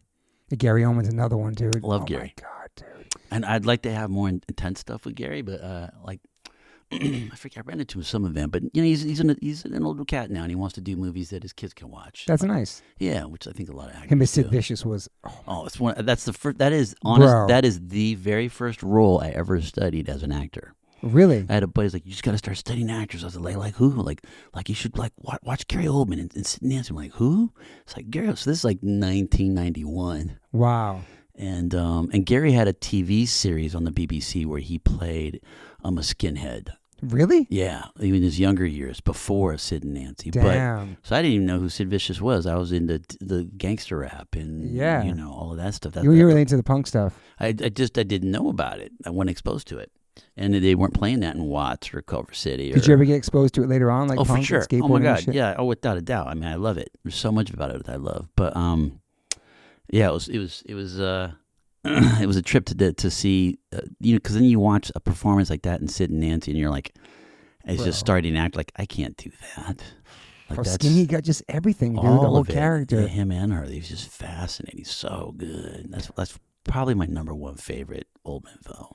Really? Oh, for sure. Yeah, I put that in mind too. Young and Hungry, like all like you think of Tom Hardy's early one, Eric Bana's early one, where they play the 2 convicts. They both played convicts. Chopper too, when he played Chopper. Chopper. Yeah, that's the one that put him on the map. And then Tom Hardy had his, where he played the other guy from England.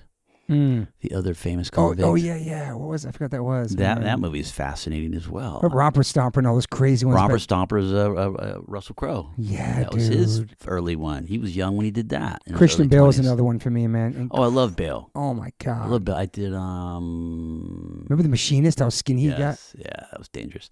It's over the top. I watched him in, but I understand it. I was going to ask you what's the most extreme you went for a role. Oh. Starve yourself? I mean, I dropped to 143 on Jockey. Okay. And I don't think I've been 143 since I was like 16 years old. Damn, man. And I did it fast. My doctor hates it when I do that. It took up and down your body. It must be hard on your body, yeah. That's what they tell me. But, it's a vessel, right? Yeah, for it's sure. a vessel for acting. And there's a safe way to do it. And when you don't have a lot of time and you're on an independent film, you just do what you got to do. Mm-hmm. I didn't want to start flipping like the jockeys were, so I would just stop eating by 3. Do you think you kind of do that to stay hungry and stay motivated and stay inspired? Because if you get too comfortable, not that you're going to get lazy, but you seem like a person that's like, you always take every job seriously, and this is like, you push yourself, you learn more.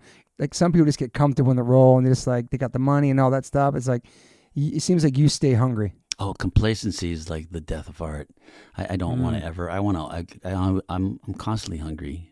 Yeah, and creatively hungry. So it's not the money. Money's nice, but it's creative fulfillment is better. Yeah, man. I mean, like if your bills are paid and you're eating, your family's cool, and your close family, and your homies and stuff. Everybody's safe, everybody's healthy. You know what I mean? Yeah, it's all about creative fulfillment. Because now it's like everybody's just trying to make money. It's like, I want the creative fulfillment, man. That's the sweet spot. That's where I get to sleep good at night and feel good about the day. Nobody needs to know about it except me. So Daniel Day-Lewis is in your top to maybe work with you, you said, right? For sure. How about De Niro? I already thought you did. I've hung out with him a few times. I'd love to work with De Niro. That's sick. I feel like it seems like that was always somebody's bucket list somehow. Yeah. It's yeah. Have you worked with Denzel too, right? I've hung out with Denzel. Have not worked with him. Damn, that's kind of cool though. Yeah, that's kind of cool. Just hanging out, not really talking about work. I'd still love to share a story. I'll share it with you later. Okay, yeah, cool. It's a good one. He seems legit. He's awesome. He's the best. And you worked with Ben Affleck or Woody Harrelson too. That was 999. That was right? That was Casey Affleck. Casey Affleck, who also just had a birthday. Just turned 50. Happy birthday! I just saw his new movie too. It's intense. Which was that? The last one he just did. I just saw it the other day. I'll have to figure it out. Okay. I'll do a fact check on that. So Extract, the Mike Judge film I did with Ben Affleck, the one where I get my ball blown off. Okay. And then the whole loss. Gene Simmons is my lawyer. Oh shoot! The guy from Kiss is my lawyer. That's amazing. Yeah. Are you a Kiss fan? I like him. Yeah. You're more like a hip hop oldies guy or something. I was, yeah, but now it's like I love old rock. I love old rock. Yeah, and blues, hardcore blues. Robert Johnson, Bo Carter, Charlie Patton. You know, classic. Oh, geez, I love them. Lead Belly. Man. How many episodes you doing, Ballers? They kept writing for me. They didn't know. Such a great show. They really didn't know. They knew that I could do a lot of things, and I realized that after the first episode, because then suddenly they're writing a whole new character for me. That's cool. And then they're adding this to it, and they're switching. Like in the third episode, they're adding all these other. I'm like, well, do you guys need help with this? Because I'm a lawyer, I'm a yoga teacher, I'm a this, I'm a that. I'm like, that's cool. They loved you on there. They're good dudes. They're a lot of fun. That crew. Yeah, Waves was awesome too. Yeah, that was a heavy movie, man. Yeah. Beautiful movie, man. Yeah. I was doing that while I was doing The Mule as well. Damn. So I was jumping back and forth from those two. Is it hard going back and forth, different roles at the same time? It is on certain ones. Certain ones it is. Say different lines in the wrong movie or something like that? No, because the characters are usually vastly different. Yeah. Because I was doing Jean Benet when I was flying in Montreal. I was doing Jean Benet in Calgary while I was simultaneously flying to Truth or Consequences, New Mexico to do Ari Aster's Eddington. But I flew 4 times. Dude. Taking a plane at 4:00 in the morning. Do you like traveling? I do like traveling, but I like traveling. It's one thing to travel with a sense of purpose, knowing you're going to go do this film, but when you're like rushing to travel, I do not like. That's brutal. What I do not like. Anxiety traveling? Yes, I can't stand that. Yeah. Scott laced you up. For real. You got hooked up, man, with the guy. Thank you, sir. Thank you, Cut. Yeah, you get anxiety traveling? No, okay. within reason. Here's what it is. You got that though. You're chilling. Well, Traveling. No, I get anxiety when I haven't finished a role and I'm flying. Oh yeah. So I can't have a unfinished product out there and die. Like if it goes down after I wrap, I'm cool as a cucumber. I'm that asshole throwing his arms up in the air when the plane goes boom, boom, boom, boom, boom, boom, boom, boom, and I'm like, woo, go for the loop. Damn. I'm like yelling, go for the loop. I just love turbulence. It's like a roller coaster ride. There's almost 100% chance, almost, that it's not going to fall out of the sky, statistically speaking. No, I know. I know this, and I've studied the wings bending. I've studied how much air it takes, the gravity, the velocity, all of these things I've studied. But again, like if there's a mishap to happen, let's make sure I've finished the movie. Mm-hmm. That's the only time I'm actually scared. Wow, it's unfinished work out there. Yeah, otherwise I love turbulence. It's one of my favorite things. And there'd be people saying the prayer. I live for it. De Jesucristo and blah blah blah blah blah. And they give me all side eye. They're so, because I'm the guy laughing, having a good time. Is there a certain seat you like, middle aisle? I love window. I love a window, not in the first row of business, but like second row and not the last row. That's nice. I'm straight there. I could be in a corner. I won't go to the bathroom. I can study. I can look out the window if I want. That's nice, man. That's how I like to roll. Like you said, business. I flew business for the first time last year with the beds going to Europe. It was game changer, bro. Oh yeah, when the beds. I'm never going back. I can never go back to Europe like that, dude. I can't go anywhere. Oh my god. I can go to Vegas. It's Southwest. It's a quick 45 minutes. Yeah, but overseas, no. Dude, you got to be rested we're artists. We got to rest. I remember the great Andre Broward told me, like, Clifton, these cats don't understand. It's like what we do. We're like athletes, man. You've got to rest. You be physically rested, spiritually rested, mentally rested. You're gonna be up for 12 hours, dumping some dialogue and some emotions. Yeah. You can't be out partying. No, dude. You know, catch up with you, especially be older. rested. Yeah, and older. That's why I said, so you got to fly me first or business. I'm happy in business if I can make sure it's not a little plane. Don't shuck and jive me and give me the little business plane. Like, might as well put me in coach. Yeah. You know, because I need to be rested when I land. If I'm flying to England and I need to hit the ground running, oh yeah, let me rest properly while I travel. Do people recognize you when you're traveling? Every now and then, but I'm pretty low key. Yeah, I can see that. Yeah. You don't really care about that stuff. We just want to do your shit and kind of stand to the radar too, right? Yeah, I want to get to work. Yeah, I love that. Yeah. You also got nominated for a Sundance Jury Film Award for Jockey, correct? Yeah, I won. It's awesome, man. Yeah. Fucking awesome. It was over COVID, which, kind of sucked. Because 2021. You use your whole career like, if I could just have a movie at Sundance, that'd be so cool. And then like, never mind winning or getting nominated. When Clint Bentley, the director, and Greg Quito, the producer, told me I was nominated, I thought they were lying to me. I'm like, whatever, that's fine. I just had fun FaceTiming with them. No, really, we had to tell you something else. Like, what? Because you won. I'm like, shut up. That's amazing, man. Yeah, I just remember my heart sinking and the tears just started falling. Oh, that's awesome. It's hard not to. Yeah, because you don't do it for the accolades. You don't do it for that kind of stuff. But when it happens, it's like to be acknowledged for your work is beautiful. Yeah. You know what I'm saying? It's like, a beautiful thing. You don't seem like a guy that cares about shit like that. Red carpets and all that shit. No, they make me do it. Did you ever get caught up in the whole Hollywood thing? In the sense of like your mom, like maybe you thought you were big. I don't know. Oh, gotcha. I'm waiting for that to happen so I can start blocking fools. You know, like, he blew up suddenly. He blocked me. I can't get him to do a podcast. Shit. Motherfucking Cliff. You also seem like wouldn't be fazed by that shit either, success and all that shit. I was talking to a dear friend of mine recently. It's it's a necessary byproduct to keep working to a degree, especially when I make some money. But I think there's ways around it. But it comes with the territory, and they don't really teach you. They don't teach you in acting class how to deal with fame. Yeah. But then also you're not focused on the right thing. It's you got to be able to. You can't let it take you down, and it's got nothing to do with my creative process. So keep it away from me, please. You know. But also when you're on a carpet, I love my fans. I got some amazing fans. I got friends that are paparazzi. I'm very grateful for all that. But that's not where I live in. Yeah.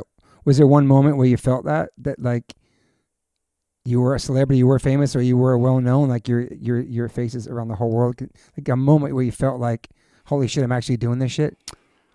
Not that you're like I'm not an official actor now or something. I'm just.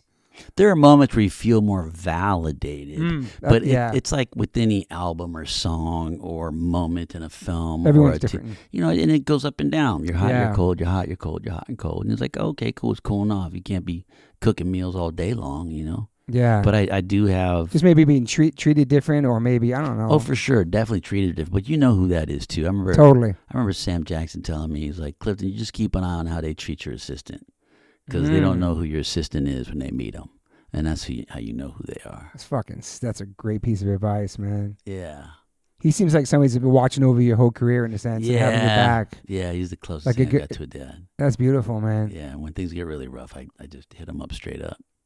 I love that, man. Yeah. It's fucking awesome. It says a lot about him, too. Very blessed. He seems like a real one, too, anyway, you know? Without question. He did a Colin Farrell one, too, 2022, After Yang, right? Oh, After Yang, yes. So that was really dope. He's an amazing actor, too. We hadn't worked together since Tigerland. Damn. So it's really cool to jump in. And Coconut is a phenomenal, like, I just love that director, human being. What has he done that I might know of? Columbus. He did this film called Columbus with John Cho. And as I started to do my research, I'm like, wow, why would this guy named Coconut do a movie about Christopher Columbus? And it's got nothing to do with Christopher Columbus. It's Columbus, Ohio. You know, and John Cho goes because his dad dies, who he's been estranged from. So he's got to get reconnected. And just when every single shot, the way it's lit, the camera movement, it is so meticulously set. So when you watch Columbus, I was blown the fuck away because I couldn't believe, I realized it. You mean you're not supposed to sense that and feel it, but I'm constantly psychoanalyzing films anyway. When I'm watching Columbus, I'm like, how in the fuck? It's like some Hitchcock shit. Like, he must have done some serious storyboarding. Yeah. So in Life After Yang, I knew when he was relighting something, or Colin's hair got into one of the frames of the window that they were shooting through from the outside. Like, I could tell how Coconut was going to move, like a boxer would. That's crazy. Yeah, so it's really dope. So he's a very special. Yeah, they're wrapping a film up right now with. Colin's wrapping up a new film with Coconut. He was incredible in Penguin. I haven't seen it yet. Bro. I Seen know. Penguin? That was a shit ton of makeup, though. The craziest transformation I've ever seen of a person, an actor, man. I think it was 4 hours. Yeah, it was hard. It's like the Penguin. If the Penguin was a soprano, Sopranos vibes, like super mafia vibes. It was really great, dude. Okay. It's a really great movie. I mean, he got all the like awards for it, Yeah. right? Yeah. No, he's running. He killed it, right? He's rocking it right now. Yeah. Also, he just seems like an awesome dude. He's special. Yeah, see with his kids and stuff, talking about his kids and all that stuff. That's all 100. Also, your 25-minute longest video I've ever seen. This dude's in a Counting Crows video. It's like 4 different chapters. And I just saw Counting Crows last week for the first time. Got to meet Adam through a friend of mine. Didn't realize how many songs I knew by them. Incredible singer. Was a super nice dude. Yeah. And all of a sudden, I'm doing research on you. I see you freaking acting in this long-ass video. It's like a movie, dude. Well, I didn't know it was going to be that. You know, he kept adding chapters with you, right? He just asked me for a solid. I said, fuck yeah, Adam. He said, what do you think of this music? I love these songs. These are beautiful. They mean so much. And then, would you do this video? Like, what do you mean? Like, want me to direct it and shoot it? Like, no, I want you to be in it. Oh, okay. Well, who am I being directed by? And so this whole thing, and I was working on Nightmare Alley. Okay. So I was flying back, and I didn't know this director too well. And then it was another video. I'm like, yo, Adam, how many of these do you want me to do? You're my boy, dude. I'll do. I like at some point, you know, it's so then it was like, 2 more. I'm like, oh my God. It's like, I've got shit to do. I got to write still. I got my other projects. It's like, I want to help. And I love it. I'll do anything it's for like a mini doc almost. I just didn't. Had I known earlier, I could have gotten more into it. That would have been awesome. You're playing guitar in there, like a painter. It's like romance. I was trying to learn the songs the night before. Emmy was teaching me. And Emmy and Chris Stills are like the 2 worst music teachers for me, in my opinion. Just so I told them both to their faces. I love them. I mean, they're both amazing human beings and cool people to hang out with, but not good like teachers. Have you been in some other music videos too? Well, I directed one for Adam as well. Okay, you might think. Oh, that's cool. Then the Gotten video with Adam Levine and Slash, I directed and I ended up being in because really was it Adam Levine's song or Moon 5? It was Adam Levine's song collaboration with Slash. Crazy dude. But Adam dropped out of the video at the last minute. Oh, shit. Yeah, so that all got worked out. But I ended up playing his role. Okay. So I ended up being on top of directing the video. Damn. Oh, and then Jamie Johnson's High Cost of Living, which that video I did on spec. And I did it outside the confines of the record label, so they couldn't say only 4 minutes. I like that. I was like, fuck you. Yeah. I'm doing this on spec, bitch. So I made a mini movie, and it's one of Jamie's favorite. He thanked me, like, he asked me to the front of the stage at the Ace, 8 years after the video to thank me. But also because of the success of the video, the CD started to climb in record sales again, That's which awesome. is unheard of. It's never ever happened. And Cowboy, his slide guitar guy, who used to play for Hanks Jr., went out and told me, he goes, it's because of the high cost of living music video. That's so cool. It allowed man. him to leave the label and gain independence. So you set him free. If that's not an artist journey, Yeah. that's like one of the greatest gifts to give an artist like Jamie Johnson, who's like, the country Picasso. He's That's like, so cool, man. One of the last bona fide outlaws, like real country outlaws. Yeah. They had to cancel a show once because they asked him to take his 45 off his hip and he wouldn't. Really? Holy shit, gangster as fuck. You want to talk about a real one? Damn. He's just the real. Holy shit. He's super real one. He's like, he does not mince words. Damn. Yeah, and he'll tell you exactly what the fuck's on his mind. Can we talk about the video we just saw? Oh, yes, we can. Zac Brown featuring Snoop Dogg. Yes, sir. Amazing song, amazing video. He's watching the car. Let it he run. directed it, dude. Let it run. I think all the lights look fine. What do I know? But it looks really nice and I professional. fixed a lot of I've been working on it. I actually came in to help at the last minute because I was friends with Snoop, and also I directed Chicken Fried for Zac Brown and also Whatever It Is with the Manuel Shariki. I direct. That was the second video. That one was Zac's idea, so I came in to just direct that one. Chicken Fried, I came up with that concept. This new one, Snoop, dude. Yeah, Snoop. I operate B camera, and I ended up I just was doing some re-editing and coloring just to make that shit pop right. What did you directed that he saw that said, "I want you to direct my Zac Brown video"? What kind of, he just knew your resume from acting? No, he loved my acting work, but also I'd done a couple just off the cuff videos for the Soul of John Black. Okay. He used to play in Fishbone. Fishbone? Yeah. Love Fishbone, dude. Yeah. So, that's cool. So John Black. So I did 2 of those videos, and he was like, and also because at least the other reason is you're the only director that didn't put chicken all up in the music video treatment. Yeah. I said, I'm going to have a chicken in there, just not the way you think.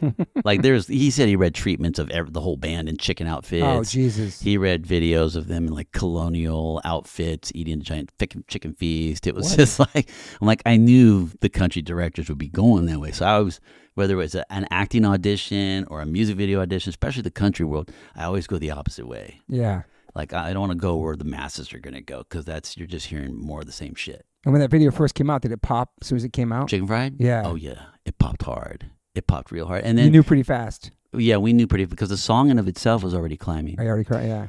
But in the high cost of living is a super edgy song. And the Bible Belt, and so directors that want to be somebody wanted to direct that because it sounds like some real life shit. Mm-hmm. But also it's the Bible Belt, so you got to be careful what you do and how you do it, and the label and how they want to be looked at. So doing it on spec just gave me the freedom to do it. This is how I'm going to do it. Cool. And we were doing the experiment with Forrest Whitaker and Adrian Brody. Okay. So I was already in Des Moines, Iowa. Coincidentally, Jamie was going to come to the Iowa State Fair, and I was wrapping the film like 2 days before. So the timing of this all came together, and then Jamie got word that that album, that Lonesome Song, was the soundtrack for my character, just because it opens with him getting out of jail and getting out of R&R and collecting his stuff. So Jamie was all about it. He was like, yeah, let's do it. So, yeah. Awesome, and I man. met Jamie Johnson through Zac Brown. So you want to do more directing, obviously, in the future? More videos? Or movie? I would like to. I'm doing Grandpa's movie, so it's going to be a big deal. It's going to take a lot of your time. I don't want to stop doing music videos, especially with my friends.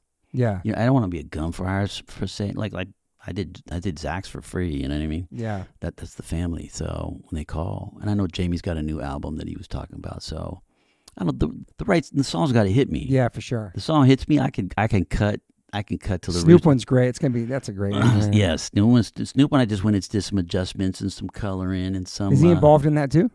No. Okay. No, they just but Z knew to just like I said, yo, dog, you just give me the data and I'll fix this up for you. Yeah. Do you still have to audition for things? On occasion, But I do like it. Like when I can't do they do this whole self tape thing, but one of the part of the reason why we had the strike is they were saying that they give you 10 pages of dialogue. Okay, we need this in 48 hours. Like 48 hours, there's like 5 pages of dialogue. That's you're in these 10 pages and 4 scenes. Like there's no way you're gonna memorize all of that. Yeah, and then to do it at home and all this other stuff. So if it's something that makes my heart sing, I'll be like, cool, I'm going to do this. I'm not going to give it to you in 48 hours. Mm-hmm. I'll give it to you when it's done. And if they've already cast it, then I missed the boat and it wasn't meant to be. But they know when I say that the phones are shut off. I'm grinding. I'm like just morning, noon, and night. I'm going to get there till I get there, and I'm going to keep hitting it till I hit it. And then when I finish, I'll be like, I'll double check it again when I'm happy. Hey, if it's not cast, I'm sending it to you now. Like, it's not cast. It's usually not. Yeah. But to make, just to worry about more shit. Look, I'm going to do a great job regardless, but I can't do it in 48 hours. That's a lot. But you don't really have to have that pressure, right, where you're at in your life as far as your career and everything to really, like, have to do shit like that. You can pick and choose kind of your jobs at this point? Before the strike and before COVID, it was more like that. Okay. But now it's like everybody's so desperate to work. And when the gigs come out, and my agents and managers, what I love, it's like the most amazing dream team that one would long for. Like my whole career, I finally have it. It's awesome. They know the tastes that I like, the things that speak to me, the have your best interest. For sure. And they know I like to break the mold. Like if you like this other character, I want to go polar opposite. Yeah. Like a super tough guy, I want to make a super soft guy or a little bitch or a little whatever. Yeah. No pedophiles. I don't play no pedophiles ever. And no rapists. Love that, man. Let's just kind of, and everything else I can do. Yeah. It's fucking crazy. What's your take on AI? Is you think it's really going to have an effect in your world? Oh, has it already started? It already has. Yeah, Okay. For sure. I mean, there's degrees of AI going back to like, Gladiator. There's like so many fake extras in the Coliseum, but it's true. It's gotten to the point now that you almost do like an animated version of your entire film on AI just to give the executives an idea, and then you go in and shoot it. Wow. So it's like, I got a lot of friends working with higher versions of AI right now that's not available to the public. So it's a bit. So it's a real threat. It is a real threat, but that said, there's room for stuff. Like when I do Grandpa stuff, it's like there's so much stuff that I'm shooting practical. Because you think about like the old Harold Lloyd movies.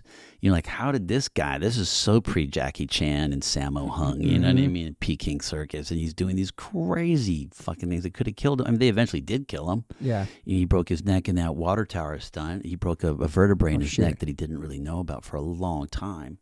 So you get a little gunshot when you have a little pain. But so that all said is, I'm shooting grandpas in very the way they shot movies in the 1930s and 40s. The stunts and all of it. So it's all practical, and it makes it so that's fun because AI can't shoot practical. Never. It won't ever be able to do practical. That's cool. Ever. There's ways to go around it somehow. People can be creative. There is. Makes people more creative, don't they? For sure. But it's so easy to get caught up because everybody else around you's doing it. Oh, am I doing the wrong thing going backwards? Judd Nelson came over to my pad last week. I'm really tight with him. We've been friends a long, long time.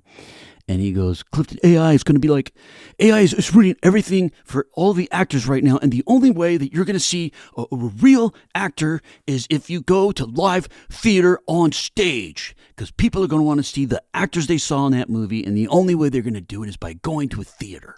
And I was like, holy shit, could this be like the recreation of like actual theater? Because vaudeville led to all kinds of theater. I mean, theater's been around since the early, obviously, the Greek days and stuff, right? But to now to have, because you think about some of these early vaudevillians, like these kids that had these big voices, Ruby Rose, they thought they were men or older women. And so these people would go to the show just to see the adult that they thought, when men see the little girl singing like a big woman. So now, sure, you got holograms you could see, but if you want to actually see in person, smell, see the sweat coming off their head, you know what I mean? Or getting spit on by accident, it's like hologram's not going to do that to you. No, it's not. No. That Tupac Biggie thing was kind of a wild hologram too. Remember that? I do remember. It's really interesting. I do.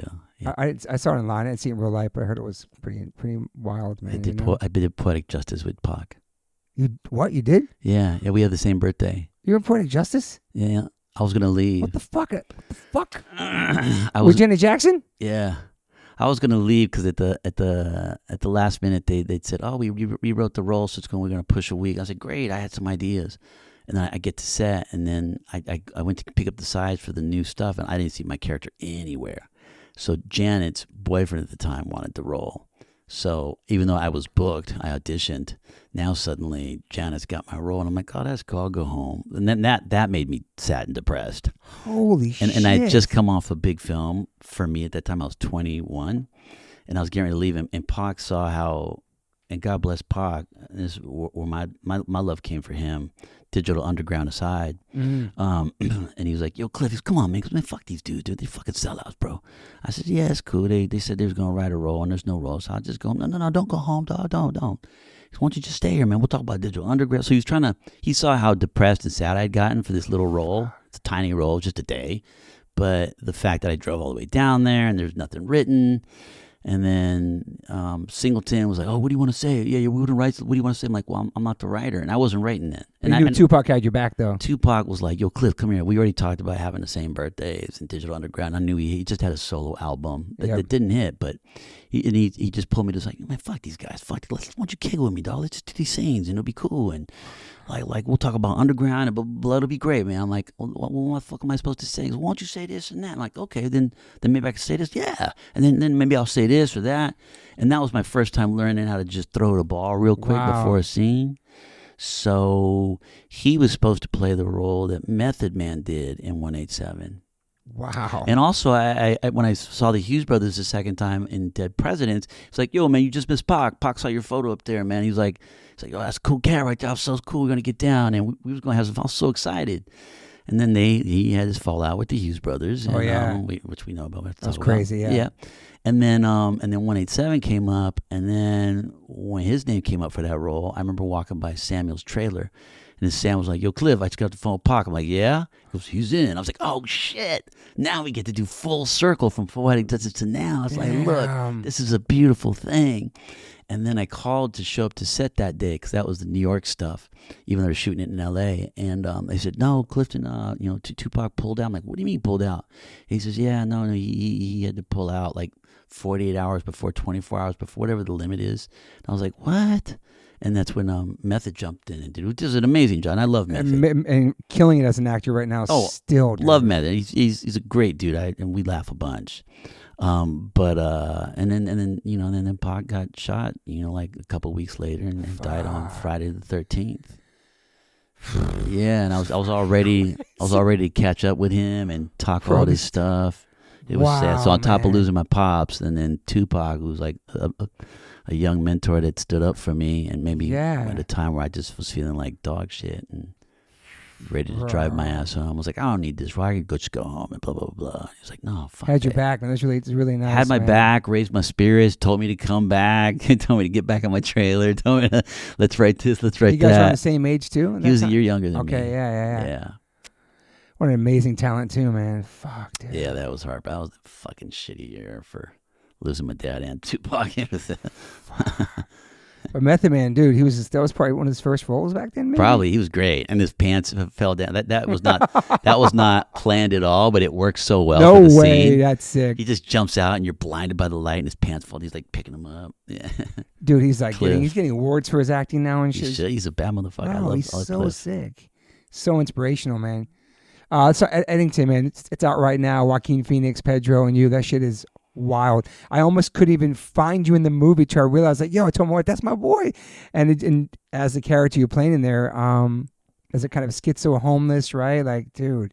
And is there some true story to this story? Because it was during COVID. Is there some small town that really happened based on some sort of true story? You gotta watch the movie. It's out now. It's during the COVID times.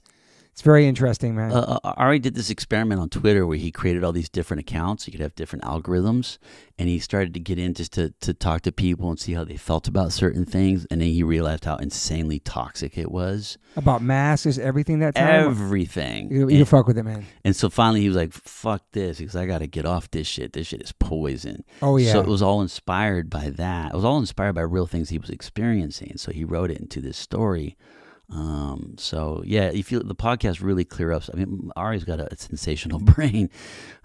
He just fascinates. I just never get tired of. We're gonna rewatch Midsommar here in a couple of days. I'm gonna watch it again too. I had some friends that call me. Yeah, I was like, I need to rewatch it as well. Also, you got to remember, in Ari's mind, this is a comedy about a breakup that he had. Yeah, so it's different because it could be scary, it could be jarring. There's shit you're like, what the fuck did I just see?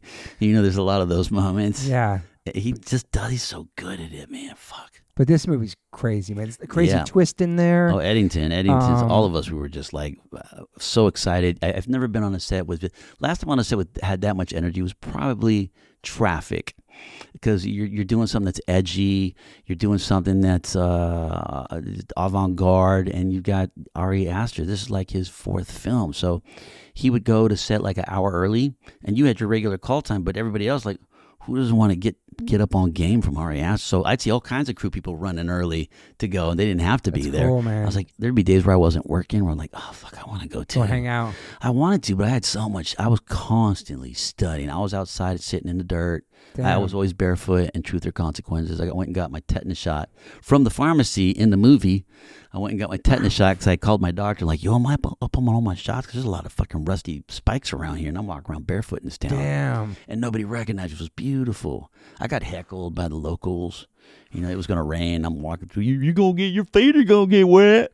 Like, oh, yeah, thank you. Yeah. Where did you film Eddington at? Where was that filmed? Eddington was shot in this town called Truth or Consequences. So that's a real thing. That's the name of the town? Yeah. What? They won so there used to be a game show called Truth or Consequences, and they had a contest. I think that was real.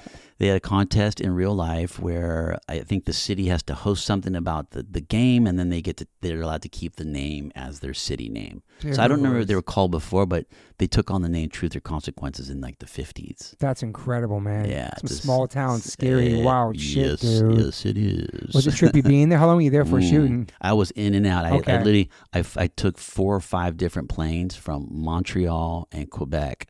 And Calgary. Like, I wanted to do this film so bad. The gig that I was on was saying I couldn't do it, but the schedule kept changing all the time. And I told my manager, yo, these guys are fucking scheduled left and right. And the showrunners already said I could do it. But the guy below them is not letting this happen. So it was a lot of fighting. I'm so grateful for the A24 and Ari fighting for me, because they moved 4 days of production for me. Oh, that's sweet, dude. And then the gig that I was on, that I won't mention, wouldn't move a single day, and there was like a half a day missing, like 4 hours. Like, can you just move these 4 hours, please? Yeah. They're like, no. And then my manager's like, look, the only way we can do this, and my manager, Mark Morikawa at MGMT, and my girl Joella at CAA, like, literally put the pedal to the metal, and they're like, you know what? If we get a private jet, it's just for one leg of the tour, and get there, you got to land and then fly there and you shoot, and you'll make it in time before the night, and then you fly right back on commercial. I was like, that private jet was going to be my whole check for the movie. But they already know what a fucking slut I am. So my manager's like, I'm assuming you're going to give me your Amex. I said, yep. So let's do it. So and then again to A24, when they found out I was going to front for the whole jet, they gave me a little kickback. Oh, that's nice. You know dude. what I mean? So I don't walk away with zero. Yeah. But really it was about the street cred, getting to work with Joaquin. Oh, dude. Again. Incredible actor, man. One of my favorites, dude. And then you get to work with just the rest of the entire cast, truthfully. Yeah. So I just wanted the street cred. I didn't care. And I was nervous about working on this gig so far away, and then back. And at the time, I remember I text Slash. I was going like, I don't know what to do, bro. I'm nervous about this and that. And he's like, Clifton, I'm leaving. I think it was Korea. I'm getting off stage. I'm jumping on a private jet. I'm going to fly to LA. I'm going to play another show at the Oscars. I'm going to get back on a jet. I'm going to fly back here. And granted, I don't have to pay for it because Barbie's paying for it.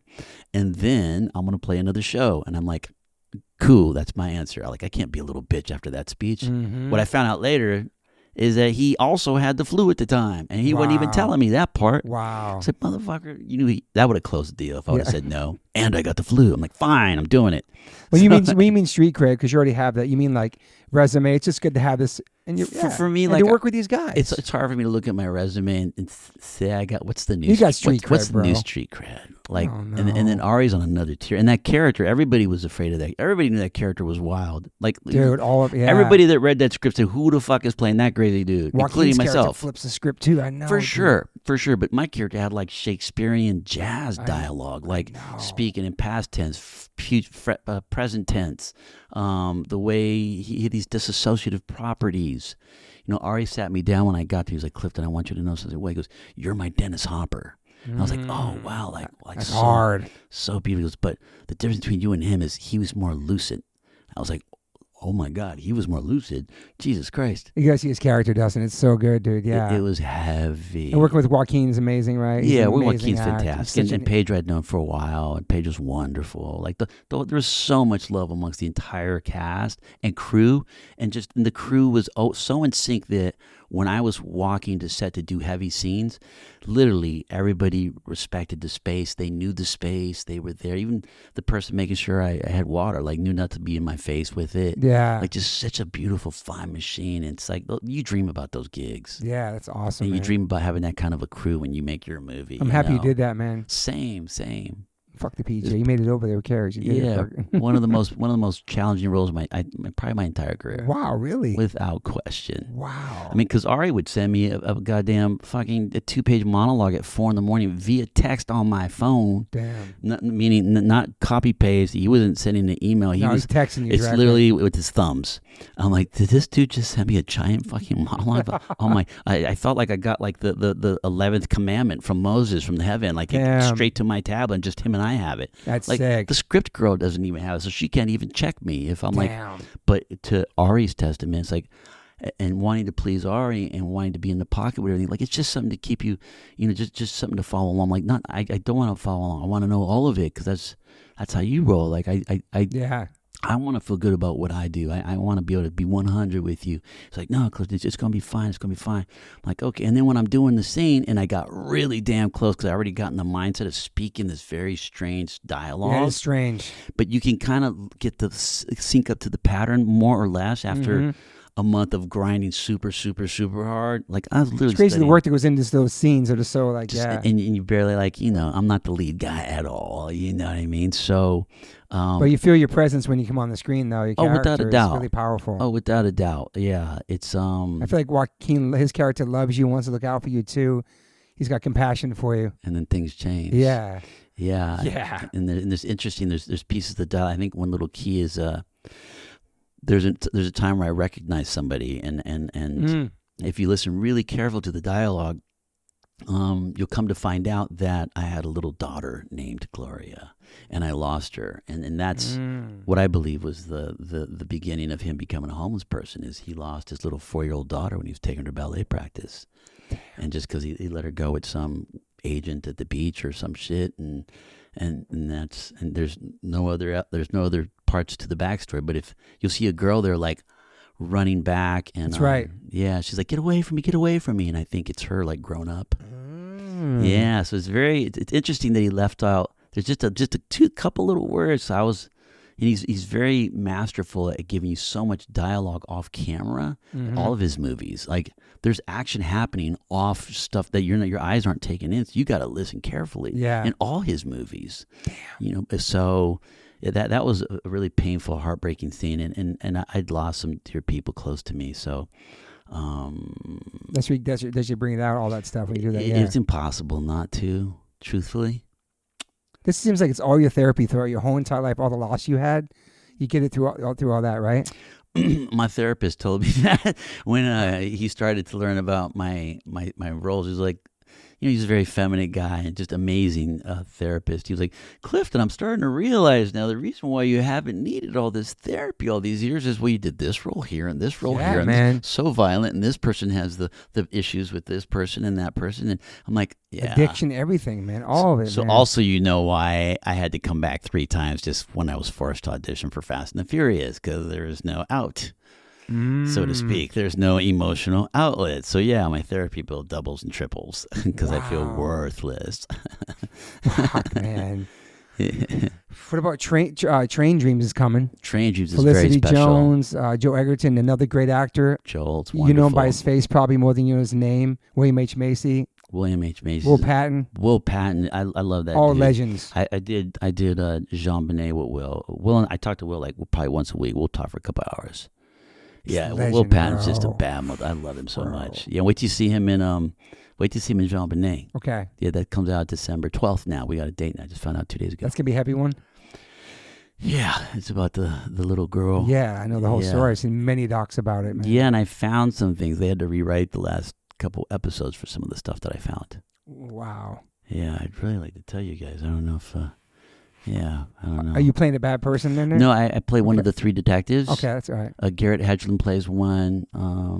Allison Pill plays Detective Arndt, Linda Arndt, and I play Detective Trio. Okay. Yeah. What's your favorite kind of character to play? Well, one that's the most challenging and something I've never done before. Okay. That's literally. So everyone's different. Well, it's literally. I love learning about different cultures, being thrown in different scenarios and different environments. It's like traveling the world. Yeah. But it's in a movie script. You get to live this person's life and live in these shoes. Mm-hmm. I think that's why it was so hard to leave jockeying, because we had $350,000 budget. We shot it in 20 days. We had a crew of 9. So from that, they went on to do Train Dreams, and that's the follow-up to Clint Bentley's film. And Greg Quidar, who produced A Jockey, went on to do Sing Sing. Oh, that's a great one too, man. Yeah. So Train Dreams comes out this year, correct? Train Dreams is of such and it's shot by the same DP that did Jockey. It is just one of the most beautifulest films you've ever seen. Is it heavy too? It's heavy. It's based off the book. Okay. It's a beautiful film when you watch it, and the performances. Yeah, Macy, you've never seen Macy like this before, ever. Incredible actor. You're man. gonna love him when he does Such this a stuff. badass dude. Yeah, because it's a lumberjack story in the early 1900s. Okay.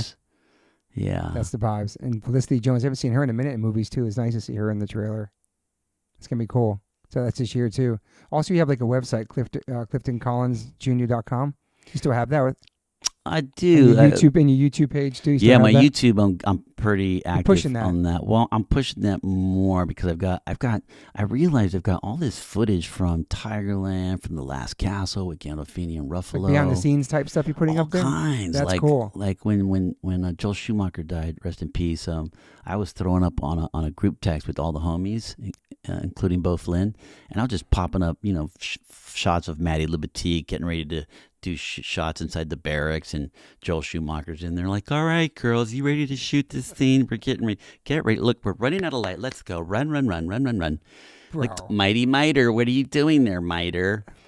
And then he was like, all right, Miter, because I played Private Miter. And then he goes, you and Bossy, played by Colin Farrell, you're behind this deuce and a half. This fucking bitch is so loud. Okay, I'm going to need you to just really give me a lot. And I'm like, okay, Joel, like, we haven't even done one yet. Like, you don't know what I'm going to give you. Look, I need this fucking bitch. It's a deuce and a half, okay? I don't know a goddamn thing about Vietnam. I'm just a queen from Yonkers. But this deuce and a half, this bitch is fucking loud. I said, all right, Joel. I said, how tight are we? And he gives me this smug face, and he goes, centering on his 2 eyes and nose with the frame. And I'm like, and then I pointed to my eyes and pointed to his, like, right here, baby. You're going to tell me less is more. Is that what you're going to tell me, Mr. Collins? Let me tell you something. Less is fucking less. That's what I need more from you. I said, okay, you little bitch. I'm going to give you more. So you have footage of all this stuff. Well, I don't have that particular scene, but do you have to ask them to put it up online? Just put it up. It doesn't matter. Like, no. I got so much shit. I got so much stuff. And any if there were to be any incriminating stuff, I always delete that stuff before it's even time to. Like, I just don't want to. I don't want it on my person. It's just like if somebody was holding some hardcore drugs, you get pulled over. Like, I don't want to be the motherfucker with shit in my pocket. Yeah, for sure. You know what I mean? No. Yeah. No. That's cool. So it's like a place where all that stuff lives, and people can come check it out. For sure. YouTube, yeah. And there's some stuff up on there. But I'm gonna dump. I found a lot of footage from Little Chenier, so it's the last known bayou footage of Cameron Parish before Hurricane Rita came in. Wow. So I've got about 2.5 hours of that.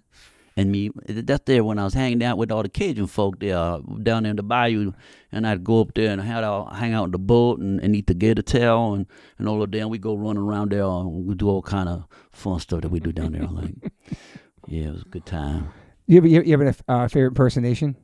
Like somebody we might know? It's always who I'm working with at the time that amuses me. Like, well, that's what I like the best. Yeah, so it's always, sometimes I'll have some people, Samuel's always fun to imitate because of his voice and his cadence. But certain... you pick up on it pretty fast. Yeah, I pick up accents really fucking fast. Even foreign accents. I just love it. It's fun. Damn. Joaquin? Well, Joaquin's he's got a state of being as well. Yo. That you also got to go with when you do his voice. So he's very chill, right? Yeah, for sure. Very chill. How about Pedro? I can't do him? No, Pedro's dope. No. I don't think I'd have to hang out with him. Yeah, I don't know. I'm very fond of Pedro. It's yeah. But Sammy Jackson's the main one because that's your boy. He knows how to talk. Yeah, hardcore. How about Val Kilmer? Rest in peace. Yeah, Val. I used to do a great Val because I told that story to Shane Black, the one I mentioned earlier about the cops pulling us over. Oh yeah. And Shane, and then that got back to Val, and then Val called me just laughing. Really? I'm so glad you remembered. Like, I'm glad that you play me kind of femme when you do imitations of me.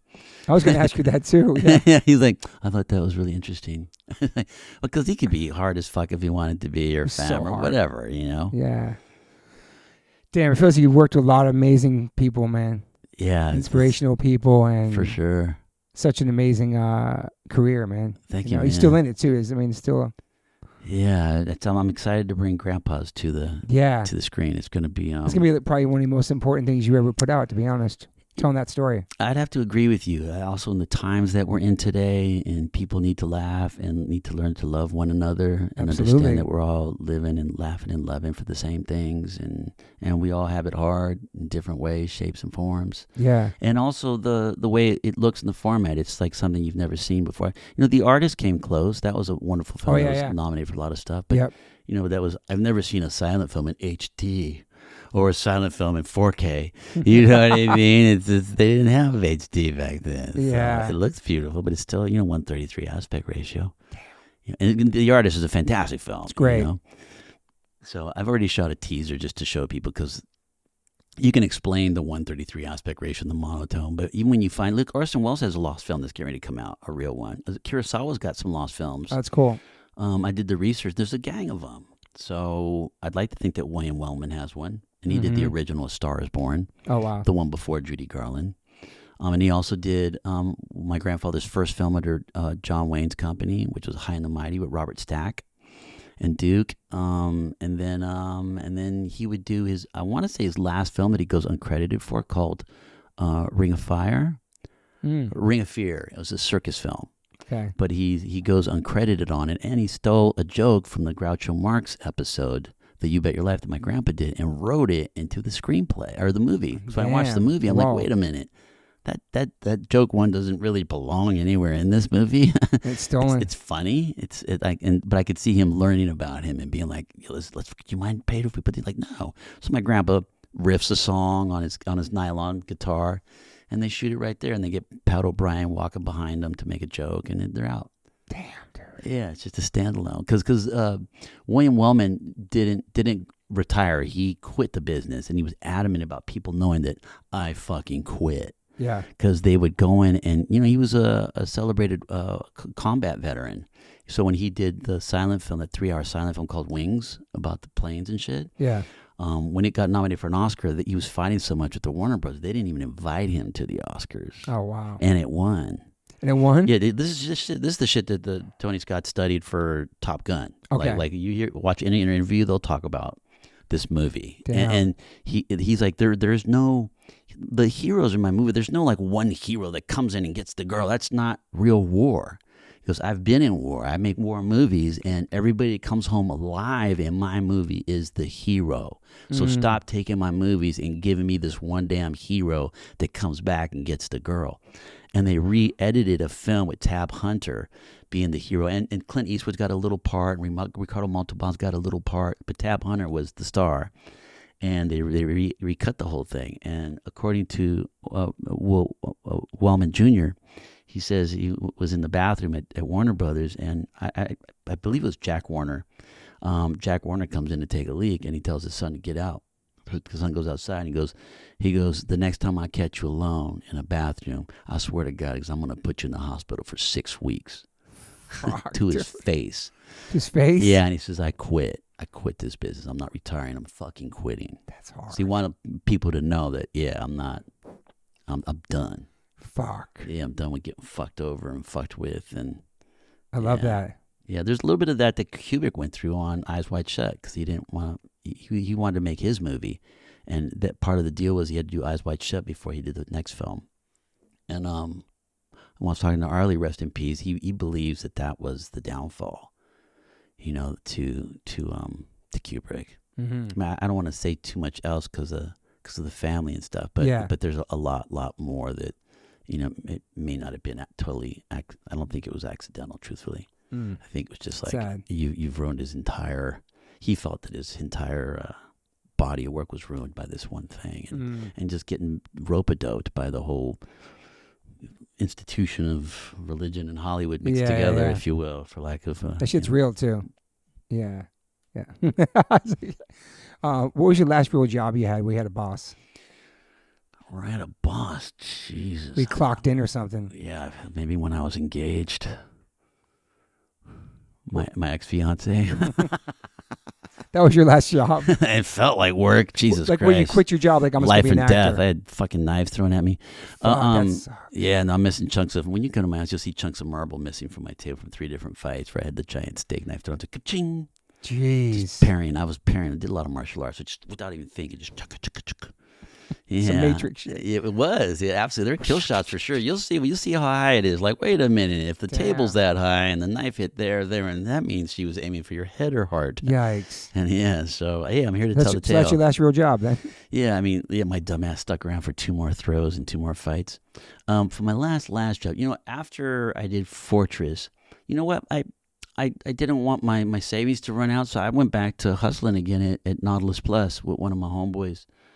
X-Man, Xavier Turk, who was a manager at the Montebello Club. So we were driving to Montebello from Culver City and just doing that. And I was still auditioning. And then I went back to Culver City. So that was like 92. And then I was good to stop for a while. And then I completely quit. Yeah. So pretty much since the early 90s, probably just acting? Yeah. But you got little side hustles, shit you sell or whatever. Still pretty amazing, man, doing what you love this long. Without a doubt. And still doing it, you know what I mean? Yeah. What are some of your daily rituals? Daily rituals.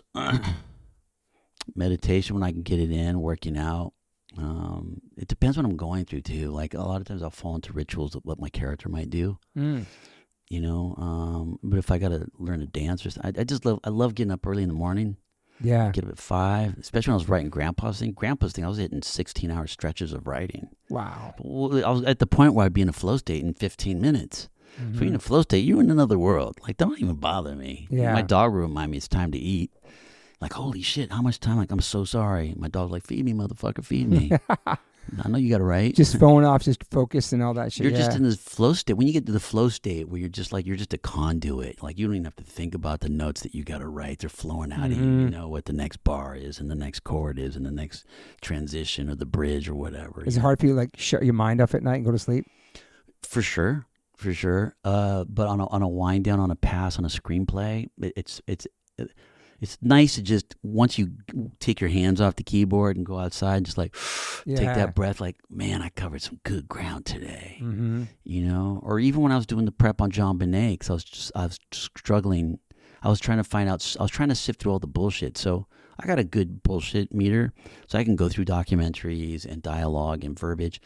And I got in touch with one of the main detectives within a day and a half. Wow. It's just some shit I have. On the case, yeah. Yeah, I could just put shit out there and then suddenly, I don't know how it happens. It's just, I'm FaceTime with this guy for 2 hours. Wow. And after about 30 minutes, like, dude, he goes, how long have you been researching for? I'm like, a day and a half. He goes, my God. He goes, you've covered a lot of ground, son. He goes, you could do this. Look, like, so I wanted a tech that I could talk to So I was attacked for about 35 minutes until he started to realize I knew most of the shit he was talking to me about. And I had questions that I was asking that sounded more like his cop peers. Oh, yeah. So now suddenly I become a cop while we're FaceTime, and he's just like, you got to make sure you take he's talking to me like one of his partners. Wow. And I'm like, I really need I'm trying to steal shit from you. I'm happy to solve the case. So... Yeah, he's a great dude. Now you know all about the case, obviously, and everything. All about the case and then some. Yeah, I'm sure. Man. And then some. And then I found shit that got scrubbed once we started shooting. Damn. I found shit and some stuff I screenshot, so even though they scrubbed it, I still have the photos. Mm-hmm. But when I found that certain officers were investors in Access Graphics, so officers within the Boulder PD were actual investors. So when you just sold your company for $1 billion in 1996, and then you know that the company Lockheed Martin's getting ready to sell it for $3 billion to General Electric, okay, well, I'm sure they're going to have something to say with shit's going on at the house. Just my opinion. Mm-hmm. In 1996, and then also, they couldn't validate the taser. The taser design has been consistent up until. They've only changed it once, I think, since '98. Because I got in touch with another cop buddy of mine that got me in touch with the owner of the taser company. So when the Ramsey had hired a private detective to make them look good, in my opinion, and this is just in my opinion, to make them look good, there's one thing that he held out on, and that was the taser thing. And he said it's not. The 3.5 centimeter markings are not exact. They're close, but they're not exact. Okay, well, this is this needs to be exact here. This is math here. But nobody ever really addressed the train room. They talk about the train room, and then one morning I just got up and Ubered my ass to this Lionel train shop in Calgary, and I bought an old rusted train track for $1. They had a box of old tracks. I pulled it out, and I jumped in an Uber. I said, drive me to Staples on a Sunday. You like some real detective shit, man. Yes, I went to Staples, and I got a see-through ruler, and I put those 2 prongs up to that motherfucker, and it was 3.5 exact. Wow. Not 3.6, wow. 3.5. Damn. Yeah, so I took a photo and sent it to the show, and I said, you're welcome. I'm going back to bed. So you're becoming like a detective, like really in this case. That's crazy. It's just stuff I do in all my films. No, but I love that. You might solve some fucking mystery, make some murder. I had cop friends that were telling me I was going to solve it. Holy shit, I had dude. cop friends. I have quite a few cop friends that were like, yeah. And they also, I have cop friends that I work with on scripts. Damn. They help you out too, especially doing police role or whatever too. Oh, yeah. Well, I'm writing some with some of my cop friends. I got a cop friend that's like, they've been like the DEA and the FBI and all these big higher institutions in the institution he's at have been trying to poach him because he's done all these ginormous takes like just epic, iconic, both in Canada, here, Mexico, and he literally just so they've been trying to snatch his. It's like, I make more money here staying at home and tracking these motherfuckers. But he'll send me pictures of like. I could send you some pictures. You'd be like, "What the fuck?" That's crazy, dude. Yeah, so it's fun writing with him because he's got story sense. He looks at lighting differently. Like, you fucked up the way I watch movies now. Me too. I'm thinking about that today too. Yeah, he's badass. You an optimist or pessimist? Optimist, but it's harder to hang on to these days. It becomes more work. Yeah, and we have to change our perspective, and we have to think a little differently. It's true. And focus on what we are doing, right? Yeah, man. Yeah. It's a weird time for that. It really is. And what's your take on social media? Are you on social media a lot? I am a Mr. Whoop-Ass for Instagram. I love your name, dude. You check your DMs, you respond to people? Not all the time, but it depends what I'm going through. But yeah, I get in touch with certain people, which is beautiful. But, and sometimes... or people know I'm related to somebody, or I'm friends with somebody. Yeah. Or I have people that have sent me photos of my grandpa from like the 30s or 40s amazing. From Texas. Doing some research, yeah. Yeah, so on occasion I'll dip into the DMs or the extra DMs that aren't people that follow you. Mm-hmm. Yeah, but they get all uppity sometimes. What's the latest obsession right now you have in your life? It's a new question I'm throwing out there. The latest obsession, honestly, I got a lot of actors and people call me about my grandpa's script. Like, hey man, you need any more help? Because I know you're not going to stop shooting.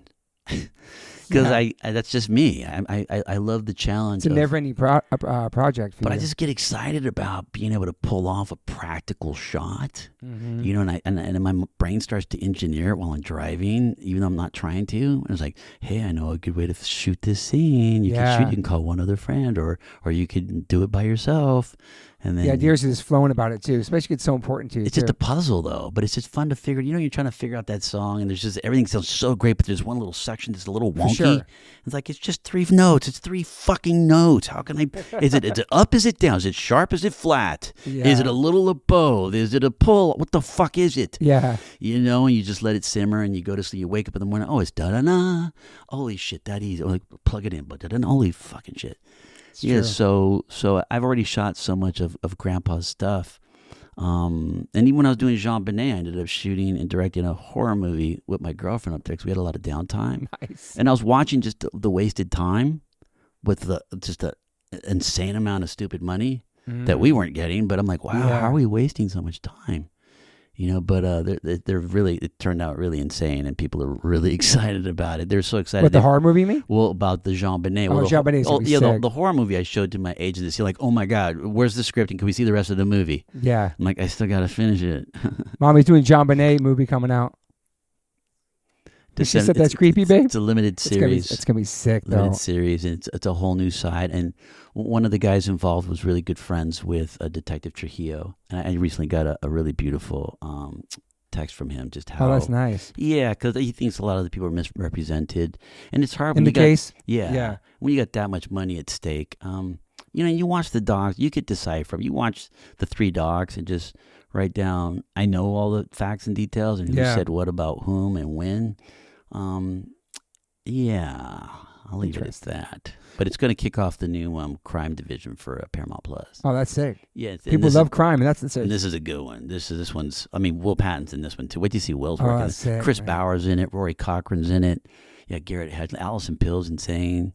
You should see the cast for that one. That's amazing. It's really phenomenal. Yeah, I'm excited. I love all this. We watch that with my wife all the time, man. There's some statistic online that more women watch that kind of stuff, the crime stuff. I don't know what that means. My wife, I don't know why wives like to watch that. I do think it's important for us to know why, though. Yeah.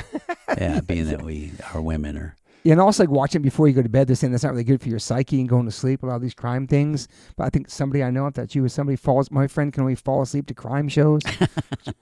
Yeah, first 48 hours, all that shit. It's a thing, like some psyche thing. I read about it. I don't know if it's real or not. The people that watch that, what it does for your psyche. You have a top 5 favorite artists and musicians? Man, what are some of your favorite musicians or groups? I just love finding the old timers. You like the old school shit. I love go back to the blues. Damn.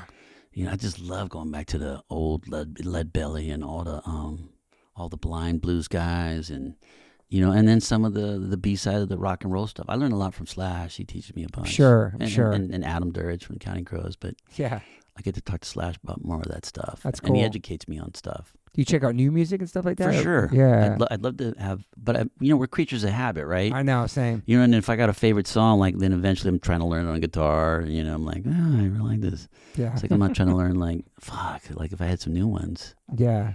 You know, there's a lot of new blues guys that are really badass. That's cool. Like you young cats, whatever. Yeah, like Gary Clark Jr.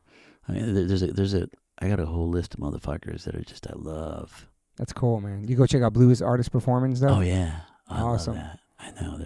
I love it. It was dope. It was dope to see Slash go through his blues phase. Just slide. He's got these old, the silver pan guitars and just. It's cool. Just riffing and getting to hear him speak a different language outside of rock and roll, albeit rock and roll obviously comes from blues. But just to speak in that place and to be introduced to a lot of those new old blues friends. It's cool, man. It was very... that's the roots of all of it, right? For sure. Is the roots of everything. Hip-hop, everything, man. Yeah, it's very special. What about favorite movies of all time? You have a top? I mean, a go-to, never get sick of watching.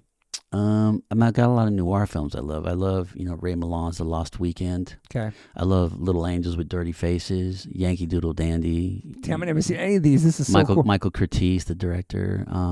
Fritz Lang's Metropolis. Chopless for the that. obvious reasons. It's so relevant today. I think people need to see it. But also, you watch a film like that. That guy was at the top of his game in silent film. So to think that he had to hook you with his visuals. So going in and knowing that, when you watch it, the visual literally hook you. Okay. So you're reading a little bit of dialogue, you're in a bit of visuals. You're just like, holy fucking shit! This is what that was their forte. That was what their mastery was. Yeah. And the same with Wings. You've got these biplanes doing these crazy acrobatic stunts. Damn. And you got William Wellman shooting. Wild Bill Wellman. So, dude, I love your mind. You're such an artist, dude. It's crazy, right? His mind is just like, I don't know. You have so much knowledge, and I don't know. I learned so much about movies and everything today through your writing, all that, dude. I appreciate you, man. And you pay attention to all the detail behind the scenes, everything, making a movie, filming it, the lights, everything. It's like stuff I never think about because it's not my world. You know what I'm saying? Like, I know. I don't like strobe lights on my stage or smoke machines or fucking bright white lights. You know what I mean? That's all I get to that. But like, it's so cool to hear like this part of like the acting world. Like, I don't know, you're beyond an actor, dude. Oh, thank You're you, like brother. a full-on artist. Like, you just like, you thrive it, you live it. You know what I'm saying? It's cool, man. You like really care about it. It's still passionate about it and love it, right? Oh, without a doubt. It, yeah. Without a doubt. Yeah, I've been stumbling. We watched Dance Girl Dance the other day, which is another noir film. It's harder to find. You can find find it. You can rent it, but it's Lucille Ball before she was on I Love Lucy. My wife would love that. Well, and she's just a hard-ass, hungry actress. Damn, I want to see that. With Maureen O'Hara. And Maureen O'Hara is stunning. And if you watch her in The Quiet Man, the John Ford film about John Wayne playing the Irish boxer, but he talks like this because he came back from America. He didn't grow up in Ireland.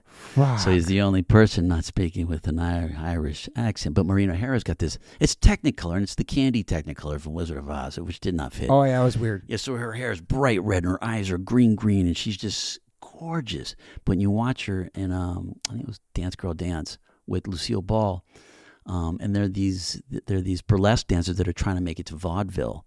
And Black and Lucille Ball was just so hot. It's beautiful, dude. Oh, you watch her in this film, it's all black and white. Black and white fit. I mean, black and white and color both fit her. But you watch her in black. So Maureen O'Hara doesn't have all these, the color helped her a lot in The Quiet Man. But in this one, Lucille Ball looks like the glam girl. Damn. Just sassy. Please send me that. I would love to show my wife She's that. sassy and just throws it around and and she was hungry and she didn't get a lot of money for it either. They were both struggling at the time. But you look at them like, ooh, noir film and this and that. Yeah. They must be rich. They weren't. They were struggling bad. She was in New York ready to give it up too. You just have a dog, right? That's just you and your dog? I got a dog now, yeah. No more marriage for you or kids or anything like that? No. That's just a government contract. I got to prove to them that, like, I really love her. Sure, I'll sign whatever you give me. No. I respect it. Plus, you've been married before, correct? Yeah, right? No, I was just engaged. Okay. That's so we've never been married. No kids. Okay. Not that I know. They'll come knocking. I keep telling them, like, I don't look like you, son. That's pretty amazing, though. Just doing your thing, man. Yeah. I kind of like that. Same. I respect when people don't have kids, don't want to have kids. I get it totally. You know what I mean? It's not for everybody. Agreed. And especially in this world, this is really what you want to do. It's very scary. It just changes too fast. It's out of our control. Technology's already superseded us. It's growing at an exponential rate that we no way will ever attain. Absolutely, man. It's not possible anymore. Damn. So it's not really our world, really. Yeah. Unless that shuts down. And always for the guests is going to be a weird ass thing, but I always have to compliment all my guests who have good hairlines and good hair. I'm a hair envious person. You have a good head of hair. You look good for your age, 55. Oh, thanks, brother. You get the compliments at the end. It's awkward, but I have a thing with hairlines, and that's why I tattoo my hairline hair. But it's all good. Thank you for this. This is like a 3-hour podcast. Oh, was it? We did a 20-minute one that was all fucked up. I appreciate your time. Hang with me all fucking day for 6 hours, bro. I really appreciate it. Awesome. I knew we were going to have a great conversation and connect and become friends and all that. I love that shit, dude. We can come back. Yeah, we could do a part 2 someday, dude. Easily. Just your knowledge on movies and everything, dude. It's fucking... You have a really wonderful mind, dude. Thank you, brother. Appreciate that. Enjoyed it, Dustin? It was incredible, Thanks, man. dude. No tattoos. No fucking, tattoos. This guy's fucking... Yeah. Yeah, thank you for being there. People can find you on social media, obviously. You might check your messages, check out your website, your YouTube page, right? Mm-hmm. All the movies coming up. Yeah, and the Instagram's Mr. Whoopass, MRWUPASS. Great fucking name, man. Well, thank you for being here. Thank you for your time, Thank sir. you, man. That was awesome. a blast. I'm trying to think what actors had in this podcast. I'm trying to think before I go. Juliette Josh. Lewis twice, my homie Josh twice. You'll come back twice. Love to. Ethan Suplee. Love Ethan. Big Ethan or thin Ethan? Thin Ethan. Thin, muscular Ethan. Yeah, jacked Ethan, dude. I knew him for a long time. Same. Yeah. He's part of the Juliette Lewis fam. Mm-hmm. Any other actors out here? Oh, my friend Maria Faria, who is in the new Superman movie now. Back then I had her on. She's killing it right now. You got Treya. Trey Mateo twice, the homie. More actors and actresses. Anything else you remember I had on here? Other actors? It's like not many, man. It's a chosen few. It's awesome. I love it. Because I love movies so much, dude. Movies are my life. Anyway, thanks for being here, brother. Sweet, brother. My pleasure. Thanks for listening, everybody. Take care. Gotta give a big shout out to Liquid Death. I've been in a band called H2O for 30 years. And my first real job with a company is a water brand. Go figure. Love you, Liquid Death. Love the people.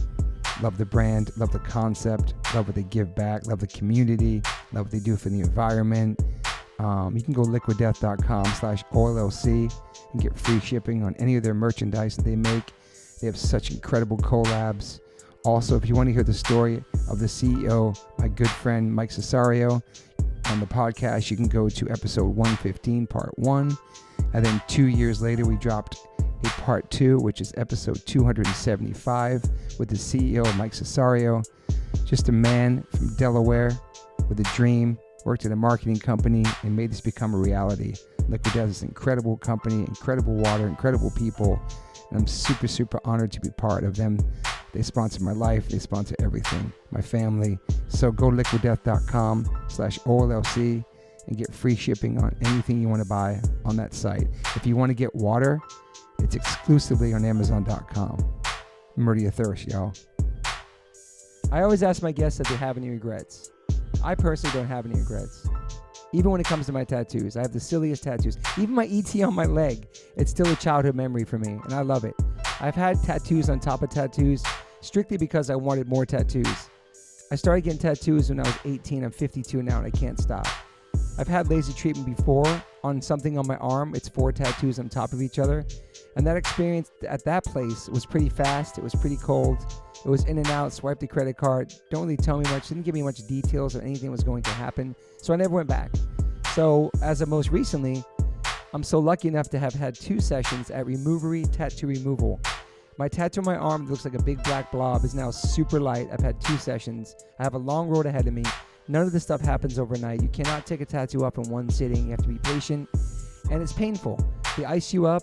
It's super fast. To me, it felt like a bunch of rubber bands. But what's more painful than that is looking at something on your body that you think you're stuck with for the rest of your life. That sucks. But now for me, I'm really happy I started this journey. I'm slowly going to get this tattoo removed. I never thought in a million years I have any kind of real estate on my arm. I don't even know what I want, but it's exciting. I'm so honored to announce that One Life, One Chance podcast is now with Removery. Call 866-934-4570 or go to removery.com. Use TobyH2O and get $100 off your first session. One of the most experienced tattoo removal companies in the world. Removery has 155 locations and 1.8 million treatments. US, Canada, and Australia. State-of-the-art peak-away laser technology, cryo technology to reduce any discomfort. This is so exciting for me because all I do in these podcasts is talk about tattoos. From day one, if you've been listening to this podcast, talk about tattoos, talk about getting removed, talk about getting covered up. So this is such a perfect fit for me. Definitely check out One Life, One Chance podcast, episode 281. I have Carmen Brody, Mike McTurnan, and Dustin Ortle from Removery. And this is an over 2-hour conversation. People had submitted questions. It's an incredible conversation breaking down the do's, the don'ts, the fears, process, the results, everything you could imagine about getting a tattoo removed. It's all in this podcast. It's an incredible episode. I appreciate them all coming out for it. So check that out if you want to learn more about Removery and what it's like to get a tattoo removed. Once again, go to removery.com or call 866-934-4570. Use my code TobyH2O and get $100 off. These guys are located everywhere. Try it out. As we get older, we start paying attention to what we put in our bodies. I personally have been listening to my body since I was 18 when I went vegan. I've always been focused on my health. It's super important, mental and physical health. But it's really important for people who are just starting to get more healthy and trying to step up their life. Doing your homework, reading the labels, researching and verifying everything that's quality. It's part of the game these days. That's why I started drinking AG1s. I'm so proud to have them sponsor my podcast. AG1 is a foundational nutrition supplement that delivers daily nutrients and gut support and is backed by multiple research studies. You can trust what you're putting into your body. We're all so busy these days, so just throw a pack of AG1 in the morning into a cup of water and shake it up and drink it. I love the way it tastes. I do it every single morning. It's part of my routine. I bring the packets on tour. It's an incredible life changer for me. Many supplements only reference research from ingredients in their product, but I trust AG1 in my daily routine because it's constantly putting the formula to the test. It's backed by multiple research studies, and one of those research studies, AG1 was shown to have double the amount of healthy bacteria in the gut, which is super important because these help digestion and the immune system and the immune health. And these bacteria are known to help with digestion as well, gas and bloating, which I freaking need. And it also promotes regular bowel movements, what I can attest to.